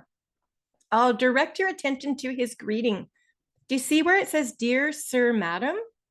Is that the best greeting for this email, would you say? Remember all the other examples we looked at for content being as precise and specific as we can. Dear Sir, Madam is really vague and general, and quite frankly, it's outdated. We wouldn't use that anyways anymore. Would one of you like to suggest an improvement? If we were sitting with Larry right now, what would we advise Larry to write instead of Sir, Madam? There's probably a couple of ideas that make sense, but remember who you're supposed to be emailing here. You're emailing the chief librarian, right? So would you not just say, "Dear Chief Librarian"? That would be great. Or "Dear Library Manager" or Library Director. Any of those, I think, would be just fine. But we want to say something. A job title is always the best way to go when you do not know the name of the person. So I mentioned that as an aside. And then you'll notice the color coding here is what I did. You're not going to be able to color code your own screen, but I wanted to color code here so we could break down the content details to see how well Larry's done. And the very first sentence up top, I've underlined it for you and I bolded it in dark print. Larry is saying to the chief librarian, I'm writing to question the current opening hours of the local library. Now, I want you to imagine for a moment that you are the chief librarian. And when you read that first sentence of Larry's, would you understand that Larry wants the library open 7 days a week? And I would say, no, you wouldn't. You'd have a sense that Larry is not happy with the current hours, but you have no idea what Larry wants you to do about it. So his opening is a little bit too general and vague. We can definitely improve upon it. And this is where that very bottom sentence that I've also underlined for you and bolded in dark print, this is where Larry actually gets it right. He says directly, there is a great interest in having the library open 7 days a week. Larry should have opened with that detail. If he'd have put that in the very first sentence, the purpose of his email would be crystal clear to the chief librarian. So I want you to all consider this, not just for the CELPIP test, but in the real world. When we are emailing anybody, we want to clue them into the purpose of the email right away, rather than have them wonder specifically what we'll be getting to. So think about it that way. But at least he does have his purpose statement there, even though it took him a while to get the words out. I do want to look at those 3 bulleted points from the test instructions. I color coded them for us. So the orange details here represent the first main idea from the test. Larry was meant to describe why the library is important to him. And Larry does a really, really good job of doing this. So if you're looking to study and how to improve your writing, I would look at this example as a good structure to follow. First and foremost, he mentions he is currently in university studying English and law. Now, we don't know, maybe that's true for Larry in real life, or maybe he's just inventing these details. Either way, it's fantastic to mention the specific details. He doesn't just say, I'm in school. That would be very general. He specifies it's university. He specifies the subjects. So we're getting some of those interesting details that we like to see. And then he gets right to the main point. This is the main point. So the library is a great resource. So that's the main idea from the test instructions. And Larry gives us an example of how. How is it a resource? Well, he says, the library has a vast array of textbooks. Really nice word choice, by the way. And it's also a quiet, relaxing place to study. Okay, so just to recap, background details for interest, first main idea, 2 supporting details. This is fantastic. This is what I call textbook structure. This is how we should be focusing both our speaking and our writing responses for extra detail. So I would put a big old check mark beside that first point on the test if it were me, saying, good job, Larry, you've done that fairly well. Let's move on to the second point in blue. And this second detail, Larry was supposed to talk about why the library being closed on Sunday and Monday doesn't work. This part of his answer, he gets the job done in the end, but it's not expressed as clearly as what we see here. And I'll explain to you why. He correctly states, he reminds us, even with a small grammar mistake, that the library is currently closed Sundays and Mondays, so that's fine. Now, remember how he already said he was studying English and law? So I think it's wonderful that he references that again. He says, as a full-time student, and then he adds the when detail with lectures Monday to Friday. So we've got strong coherence. The details are fitting. So he's in school Monday to Friday. But then he says, these days are important to me because they are my only opportunity to study. Here's where the answer gets a little bit confusing. He's just said he's in school Monday to Friday. And then he says, these days are my important study days. It's not clear to me which days he's referring to. How can Monday to Friday be study days when he's actually in school already studying? I think when he says these days are important to me, I think he's referencing the Sundays and the Mondays. So what Larry's done, he's made a grammar mistake. This is actually called a misplaced modifier. The words these days should go right either before or after Sundays and Mondays. so that there's no doubt whatsoever which of these days he's speaking to. Now, when we read this a few times and we see he's mentioning these days, I think he means Sundays and Mondays are important to me because they're my only opportunity to study. And then he adds in that final detail to say, I work part-time on Saturdays, right? So we can see how having the library open more is going to be helpful. But it's a little bit confusing just given the order of his details. And I do want you to keep these things in mind as you're doing your own writing. So this first detail is really well, clearly explained and supported. The second detail makes sense, but we have to read it a couple of times and base our understanding on what the test question's asking. So it's not quite as clear. The third detail, unfortunately, is where Larry misses the mark altogether. So in green, the test instructions say, how could people use the library if it were open every day? And Larry doesn't answer that question at all. All he states is that the library is a valuable resource for the local community. What he should have said is given us an example. Maybe he could have said, if the library were open 7 days a week, we could host child activities to give parents a bit of a break while they do their shopping. We could have meet the author nights. We could have EAL study clubs where different international students can meet and so on, right? So even coming up with one practical way that the community could use the library, that would have answered the question fully. So from a content standpoint, he didn't give us details for this third main point, and that does have a negative effect under task fulfillment. He did not give a complete answer. So it's really important for us all to make sure we're following the test instructions. Okay, apart from that, if we move on to vocabulary, I think Larry does definitely have a fairly widely developed vocab. So here are some examples in orange. So we've got not just single words, but often groups of words together, like achieve your position and valuable resource. So he definitely chooses words that make sense. A weakness, however, and I'm surprised nobody noticed this today, but that's okay. I'll point it out for you. Here's a weakness. Larry repeats some of these words far too many times. The word current or currently is there 4 times. And that word local, like local library, he's used that word 5 times. That is too much repetition. What the raters are hoping to see is more of a variety to really prove that you've widened the range of your vocab. Okay, but this again is just one weakness. We have to remind ourselves that he has many examples of accurately, precisely used vocab. So do acknowledge the strengths and recognize the weaknesses as you're understanding your score. All right. Last but not least, or second last, I guess, we have to look at readability. And nobody noticed this today. So I have to tell you the biggest weakness with this whole response is the fact that Larry did not use separate paragraphs. He has chunked all of his details down into a giant block of information. And remember those 3 bulleted points. We should have 3 separate paragraphs. Each paragraph would talk about one of those points with their details. And by the way, that is why I had to color code the screen for us. Because if I hadn't used different colors, it would have been really tough for us to see where the ideas begin and end. So this is one of the most serious mistakes from my own English teacher position that we can make when we're trying to communicate quickly.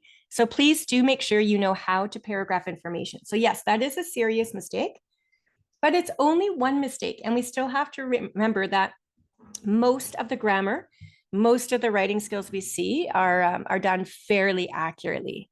All right. His sentence structure, the raters commented on, is quite high level. We are seeing complexity, right? So if you even look at this, I am currently in university studying English and law. So as you can imagine, the local library is a great resource for me. This is a compound complex structure. He's connecting 3 ideas together using conjunctions, and that's well done. But the raters notice that he likes this exact connection or conjunction far too much. And it's almost exclusively the only sentence structure he uses. As you can imagine, as a quiet, relaxing place, as a full-time student, as you yourself know, and so on. So like his vocabulary that was repetitive, same thing with sentence structure. It's correct, grammatically it's correct, and it does create complex structures. But once again, it's just a little bit too overused. The raters would prefer to see more evidence of a good variety of structures that you know how to write, so you can really show off all the work that you've been doing studying. Last but not least is task fulfillment. Now, a couple of you were concerned about his word count. Can I have somebody in the Zoom chat remind us what the word count is all the time for your writing?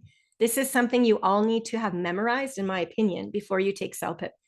It is written in the instructions on the writing test, but again, an effective test taker prepares and knows what to expect. And yes, all your answers in our Zoom chat right now, 150 to 200 words is correct. So we've got the word count in the very bottom right-hand side of this response on screen. So Larry fulfills the word count, 169 words. So that's fine. We have nothing to complain about there. His tone is appropriate. He should have addressed the chief librarian rather than Sir Madam. But apart from that, he sounds very respectful and polite as he's writing in to ask for the library to stay open. But remember, he did not answer that third main point. He did not give us any examples of how the library could be used by the community. So he has a slightly negative effect on the task fulfillment score as a result too. So what I'd like to try here for the first time today, I have just launched a poll here on the computer screen in Zoom. You should be seeing that on your screen now. Can you take a guess as to which CELPIP score you think Larry probably earned on this writing response? Your choices are level 5, 8, 9, or 12. I'll reveal the score, of course, in just a moment, but I wanted to give you an opportunity to work through it first. I will give you another 10 seconds to log your vote if you'd like to participate. And I do encourage you to use the Zoom poll, not the Zoom chat. Otherwise, your votes are not going to count in the statistics. Anyway, okay, that's enough time to make a click. Here's the fun part. You can now see the results. It's all anonymous, by the way. Nobody knows which choice you made. Only you know that. That as you can see, you are all so divided. We have people choosing level 5, level 8, and level 9. So this is a problem, right? We need all to understand exactly what goes into a beginner, intermediate, and advanced level response. So I'm going to start off by sharing with you what Larry actually received on this particular email response. He received a level 9. Yeah, this is much higher level than what you'll see from a level 5 coming up in another response later on. So this little summary of strengths and weaknesses across all 4 of those categories of skills, you're going to receive this in your study pack. And we just finished talking about them, so I won't read the screen to you. But do be aware, level 9 writing and speaking does require more complexity. Larry demonstrated that with complex sentence structure. Yes, it was a bit repetitive, but he still had those structures demonstrated, which is step 1. So we are seeing that capability from Larry. His vocab did show a fairly wide range with precision, although he did include some of that repetition. So do you see how it goes? We can't just drop a response down several levels because of a mistake. We always have to acknowledge the strengths first and then weigh them against the weaknesses. And repeating a couple of vocab words, that's only one mistake. And then when you look at all the other precisely used words, he more than makes up for that mistake. That's kind of how I would approach this anyway, and so on. All right, so that's what a level 9 looks like. His content details for the first 2 parts of this response were fairly well done, although he missed the mark in the third. So again, it's much of a back and forth for him. Here's our second and final writing response we'll analyze. And this one is done by Peter. I can see his name at the bottom of the email. He's also correctly addressed this to the chief librarian. So well done, Peter. Can you take about 20 seconds here to skim read it over? And then immediately in the Zoom chat box, let me know if you think this response is higher or lower than what we saw Larry do. Just to start, higher or lower? What do you think? Let me know in the Zoom chat.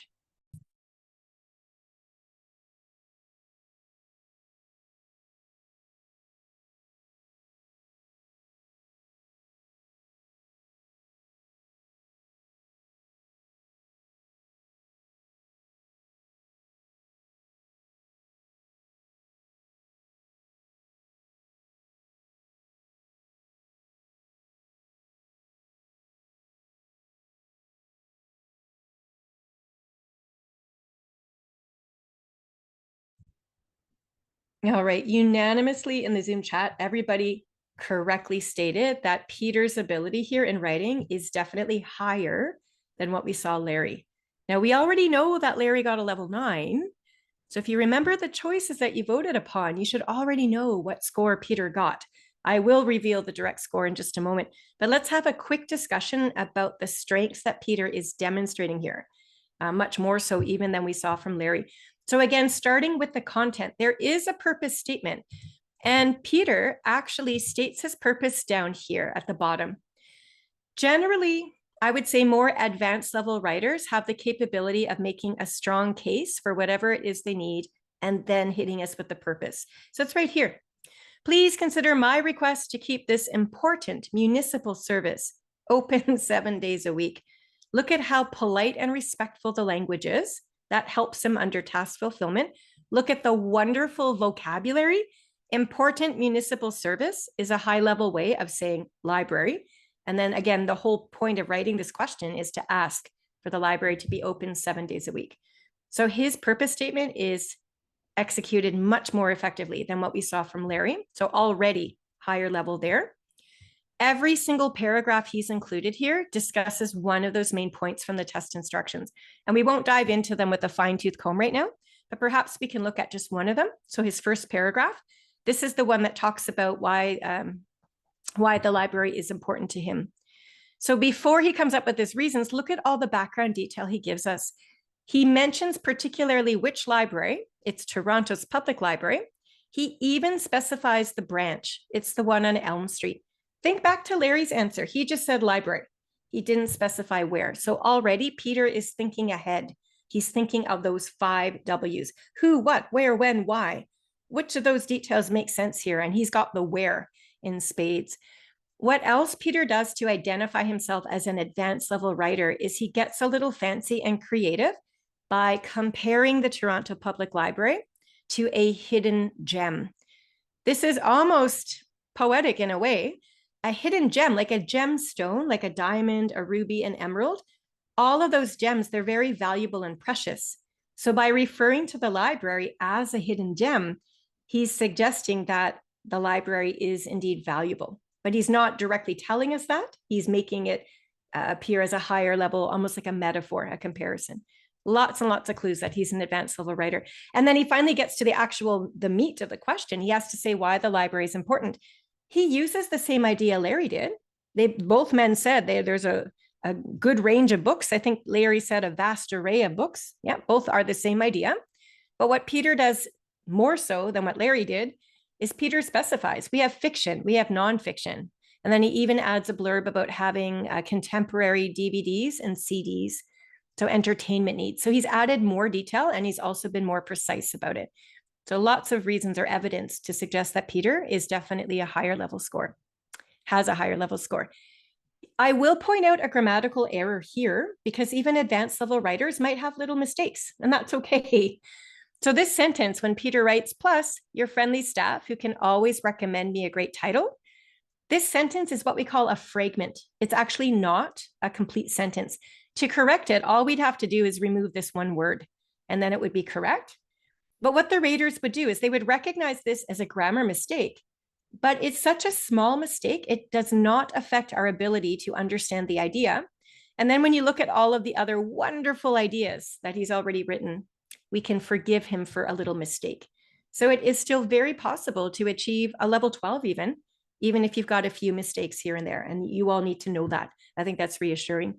And again, we won't dive into the rest of it as detail oriented, but I will point out, look at all the different constructs. We've got examples of sentences here inserted within what we call parentheses. We're using slightly different punctuation. Most of the sentences are complex and varied. Since, however, I'm sure you agree, etc. So we do get that variety that we were lacking a lot from Larry's work earlier. Sorry, I gave that away by mistake. I was going to launch my poll, but my trigger finger accidentally surpassed it. But do know that this is a level 12 response. I probably have given that away, but this is level 12. And again, there might be the odd mistake here and there, but as long as the mistakes are minor, they don't affect our ability to understand, it is still very, very doable to achieve a high level score there as well. Good. Okay, let's move on to the speaking assessment now. We'll finish up with that today. I've got 2 different task questions that we'll look at, and again, 2 different responses from different test takers. Here's the first one, speaking task 1, giving advice. And I'll maybe just read this aloud to keep us all focused here for time. So in this question, it says, your friend has just graduated with a business degree and has been offered a job overseas. Although the job would be an excellent opportunity, she is not sure about moving so far away from her friends and family. Give her advice on what she should consider when making her decision. So I will point out that the name of our friend is not given here. So what I want you to do is make the name up when you role play.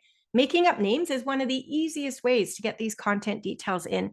It is a woman though, right? Give her advice on what she should consider.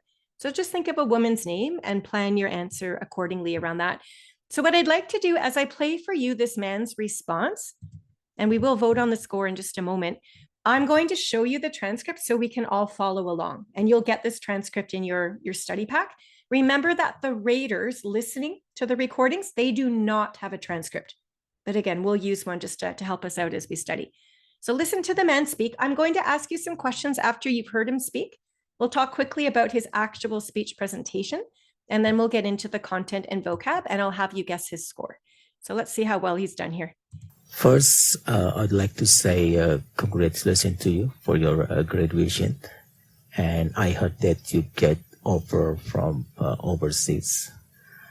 I think it's a good opportunity for you because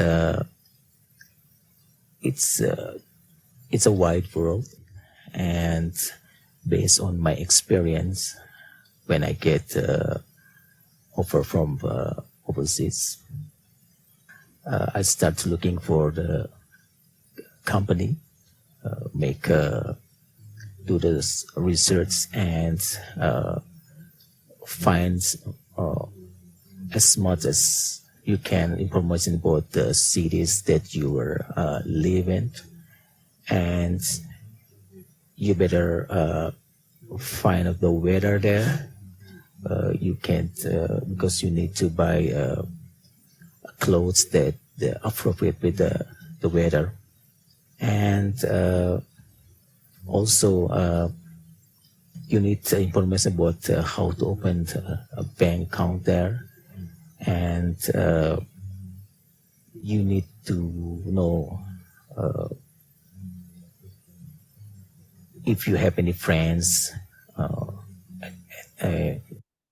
Okay, really quick, in the Zoom chat box, can you let me know if you could understand the man's pronunciation? Would you say yes or no? We'll just do some of these quick rapid fire, as we say. Dale says yes, Simon says yes, Melody says yes. Yeah, good. Everybody's saying yes, and I would agree. No issues with pronunciation. So that part's fine. That's a strength. Did you notice any long pauses? Would you say yes or no? Pausing is what you're thinking about now. Long pauses, like unnatural pauses, maybe is a better way to express that. And I'm also glad to see you're all saying yes. And that was one of the weaknesses here under listenability, is that this man took quite a long time to get his ideas out. And by pausing to think of the next idea, he actually interrupts the rhythm and the flow. So that does have a negative effect under listenability. What about interjections? Did you notice quite a bit of these uhs and ums? And did they interrupt the flow as well? Would you say yes or no? And we've included the interjections in the transcript to make it easier for you. And you're all saying yes, and I would agree. So the good news is we can understand the pronunciation. The volume's just fine, but the major weaknesses from the speech perspective would be the slow rate of speech and the constant pausing and interjections and interruptions. So those are elements that need to be improved upon a little bit to advance to the next level. This man's sentence structure is also primarily simple, and I've underlined one example of that in green for you. So this is actually grammatically correct. He says, I think it's a good opportunity for you. So now and then he can express these ideas correctly, but throughout much of his response, he's got these short, simple ideas that are full of different grammar mistakes. That first one, he says, I heard that you get offer. Well, that's just a verb tense issue. I heard that you got an offer or received an offer. So we always understand the gist of the idea, but we notice that there are all sorts of little minor grammatical errors throughout much of the response. So this is helping us to identify this as a lower level response, more in the beginner realm, I would say. Okay, as far as a content standpoint goes, he's supposed to give advice to his friend about what to do if they get that job and go overseas. This man only really gives us one main piece of advice. So do you notice the word research? I've underlined that for you here. So that's that main piece of advice. He says to her, do your research. And then the rest of those ideas in blue are sort of details, but it reads more like a general list of topics rather than actual details that connect and are explained.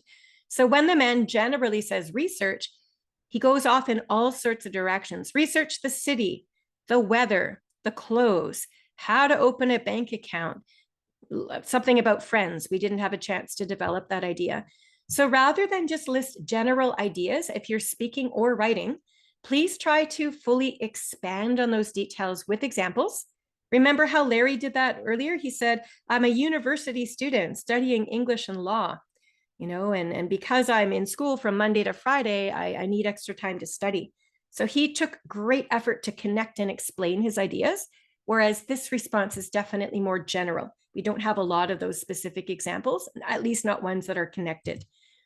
Okay, from a vocab standpoint, we get a couple of examples of very accurate and precise usages, like wide world, based on my experience. Those are done quite well. But I would say overall, apart from even the grammatical errors, we do have mainly quite common vocabulary used. From a task fulfillment standpoint, he did speak for 90 seconds. So even though he spoke slowly and didn't have a lot of detail to share, it's a strength that he finished in 90 seconds. That's a good thing. He also sounded genuinely interested in helping his friend out. The tone of his voice was encouraging, and even his language use. Look at how he started. Congratulations on your graduation. We say that to people that we really want to do well. So there definitely are some strengths, and we always have to acknowledge the strengths too. It's not just about the weaknesses. So I've relaunched the poll here on Zoom. Could you take another quick moment just to pick one? You've seen in the writing anyway, you saw first level 9 and then level 12. And it looks to me like this man's response is at a lower level than the first two that we've seen, just based on the quick analysis we just did. So that might help you as you're selecting a score level. What do you think? Level 5, level 8, level 9, level 12. I'll give you about 5 more seconds here. And this one, we actually have a very clear winner, unlike the first one. I'll share the results now. And almost 70% of you are suggesting that this man likely earned a level 5 on this particular response. And you're absolutely correct. Yes, this is what a level 5 looks like. So level 5 would be considered more beginner level. But level 5 speakers or writers, for that matter, usually, even though there will be many of these little writing or grammar mistakes, we can usually understand the general meaning of their ideas. And there usually is enough detail there to answer the question. It's just not going to be near as fully explained or near as clearly explained as we've seen from, say, level 8 to 12 in that realm. But it's still, level 5 is still considered, it's an adequate response. And for certain goals in CELPIP, that's all we would need, like CELPIP and PGWP applications. If you've graduated from a Canadian college recently, level 5 would be all that was needed, that kind of thing. So if that was your goal today, well, you've now seen what a level 5 looks like, and it gives you some ideas. Anyway, let's finish up with our very last question today. This one, as you can see, is an image task, speaking task 3, where we are describing a scene. And I think while we listen to this woman describe the picture, we'd best keep an eye on the picture so you can all analyze if her descriptions are accurate. So let's take a listen here now. The picture that I am looking at is very colorful. There is a lot going on. There is an older couple holding hands and looking at each other. You can see the blue sky. You can also see a father with his daughter. The daughter is in a blue dress, and she's pointing at a puppy who is chasing some kind of food. There is this older lady that is trying to buy food, so she's reaching into her pocket to get her wallet for some money, and she's standing in front of a curry bowl. There is also a smoothie shop, and these two ladies seem to be very happy serving this little boy that seems so excited. There is this mother and son, and they're just walking. She's wearing this pink t-shirt and shorts. And that would be it. That would be it. So again, just to save us some time, can I suggest that her pronunciation was fine? There was no issue. We could understand the words clearly. Did you notice that there might have been a few interjections, a couple of these uhs or ums, but when they happened, they were still quite natural. They didn't happen so often that they distracted us, unlike what we heard from the man earlier. So if you're just looking at these speech elements, I would argue that this woman's skill set is a little bit higher anyway, right? She's not speaking so slowly. She's got more of that natural rhythm and is able to keep the speech moving forward. So volume and speed were fine, whereas they were problematic for the man earlier. So here, let's move to the transcript. And again, you'll get this in your study packs to review later. Remember, part of the listenability score is your ability to use these grammatically correct sentence structures. There aren't any grammar mistakes here, like we saw from the man earlier. So this is a strength. But what we do notice is that the sentence structures are somewhat simple and quite repetitive. So again, the color coding you're noticing right now, that's what I did to help you see that almost every single time this woman is describing a new part of the scene, she starts the description the same way with there is, and she'll identify the people, and then she almost always uses and adds another detail. So again, it's grammatically correct. We understand the idea. There's just not a lot of complexity, and there's really no variety at all. All of these structures are the same. To score higher under this element, we'd want to demonstrate more complexity and a better variety. But the good news, step one is done. We've got correct grammar sentence structures, grammatically correct. That's always the most important to start. From a content standpoint, she does actually include quite a bit of detail. And again, I'll color code them for you. So every single time she identifies a person or a part of the scene, I've underlined those words for you. So the first one is a couple. It's an older couple, and she's using the right verb tense. She's describing the action as it's happening now. And she says they are holding hands and looking at each other. And that is accurate. If you think back to the picture, those actions were indeed happening. Again, the daughter is pointing at the puppy. The puppy is chasing some kind of food. So the action is described accurately as it's happening, that there are definitely some missed opportunities here. And I've added those in red. Right from the top, when she begins her introduction to the picture, all she says is the scene is colorful and there's a lot going on. Now, if I could not see that picture, I would have no idea what she's looking at. So a more effective opening would likely be something like, I'm looking at a picture of a carnival fair where many people from the neighborhood are purchasing food. Something like that really anchors the scene first, and then we could get into the individual people that she describes. Towards the end, in red again, I've identified for you, these are quite general. The two ladies, she says, they seem to be happy. The mother and the son, they're just walking. So we definitely want to look for more creative and more descriptive actions and details to include to make the description a little higher level. She does have some evidence of that, reaching into her pocket to get a wallet earlier, she says, those are great, but we want more consistent description, I guess you could say. And last but not least, from that task fulfillment standpoint, yes, she spoke for 60 seconds. That's great. She did not provide the overview of the scene that I mentioned earlier, so that would be a slight negative effect there for task fulfillment. But for the most part, I would say that she gets the job done, if you will. She does address the question. So I'm going to relaunch the poll for the very last time today. And if you were paying attention, you probably know what score this is. We've only analyzed 4 of them, and there's only 1 score left on this list that we haven't seen yet today. So that must be the score for this particular response, right? We call that process of elimination, which is a test strategy. One for another day, as we could say. Yeah. Okay. So most of you, I'll give you 5 more seconds to make your selection here in Zoom. And we do have a winner, but it's not quite as cut and dry as I expected it might be, but I'll show you what you selected. So you're sort of spread out right now between levels 5, 8, and 9, but the majority, 46%, is selecting level 8. And you're correct. So I'm glad to see the majority anyway has it right. So again, you'll get these transcripts and the recordings in your study pack. You'll have a little summary here of the strengths and weaknesses.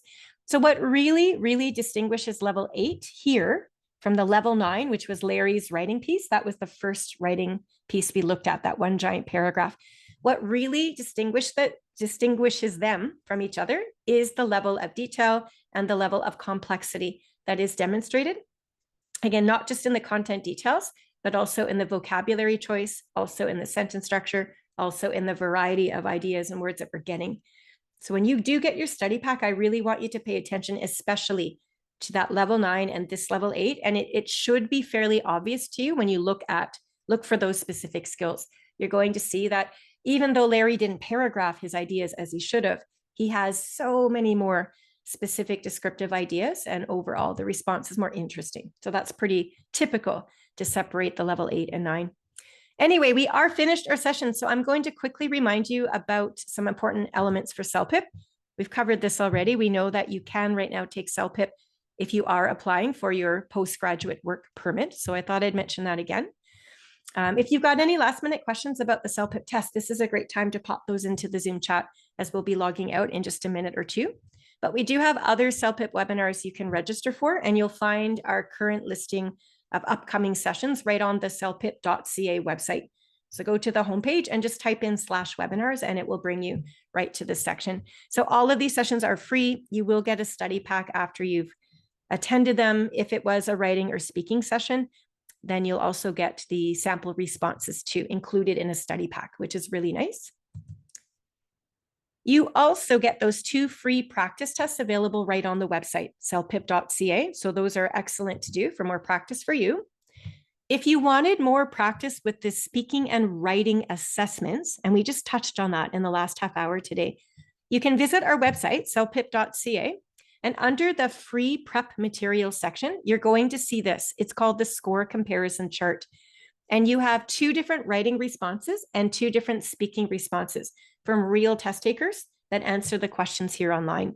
So you'll be able to review them and understand exactly what level each of these people got. So again, these responses are categorized under every single level, all the way up to level 12. So if you're curious what level 12 looks like, then click on level 12 and you'll be able to see them. So that's how that one's used. When you register for your CELPIP test, by the way, you get access, a few hours of free access to try out the Accelerate online course. So again, those few hours, I think it's 5 hours if you're doing the general test and 2.5 hours for the LS test. So you'll have access to that. And if you like the product enough, of course, you can purchase it from the online store. We do have a YouTube channel, and you'll see the name of that channel towards the bottom, CELPIP Official. It's in green print. We've got lots of very helpful series that have been recorded and posted there. That's where all of our free webinar recordings live as well. But I'm showing you right now a series that we call CELPIP Live. We do go live every second Thursday right now at 9:30 in the morning, Pacific time. And we give other instructional episodes about the CELPIP test. So any episode we've ever done live is recorded and posted to this channel as well. So you can browse through the playlist, all free to access. You are also going to find some study tips there too. These are tiny little short series. Each video is about 5 minutes long or so it's a good review. And you'll find a podcast right on the website too, celpip.ca/blog. Will take you to the podcast section. And there are currently, I believe, about 25 podcasts that you could listen to. You can download them and, of course, listen to them as you go about your errands around town. Once you've exhausted the free products, we do have an online bookstore that you can browse through. We do sell additional practice tests, and we currently have 13 sets, and each set contains 2 tests. So bear that in mind. That Accelerate program is an online course. You can purchase products for either the reading and writing or the listening and speaking, or bundle them and purchase them together. But you would go through the activities on your own and then complete the activities associated with. And they come with practice tests for the listening and reading section and sample responses for the speaking and writing. So it's a nice, well-rounded product. practice and analysis gives you more practice with the speaking and writing analysis, sort of like what we did today, looking for strengths and weaknesses and real answers.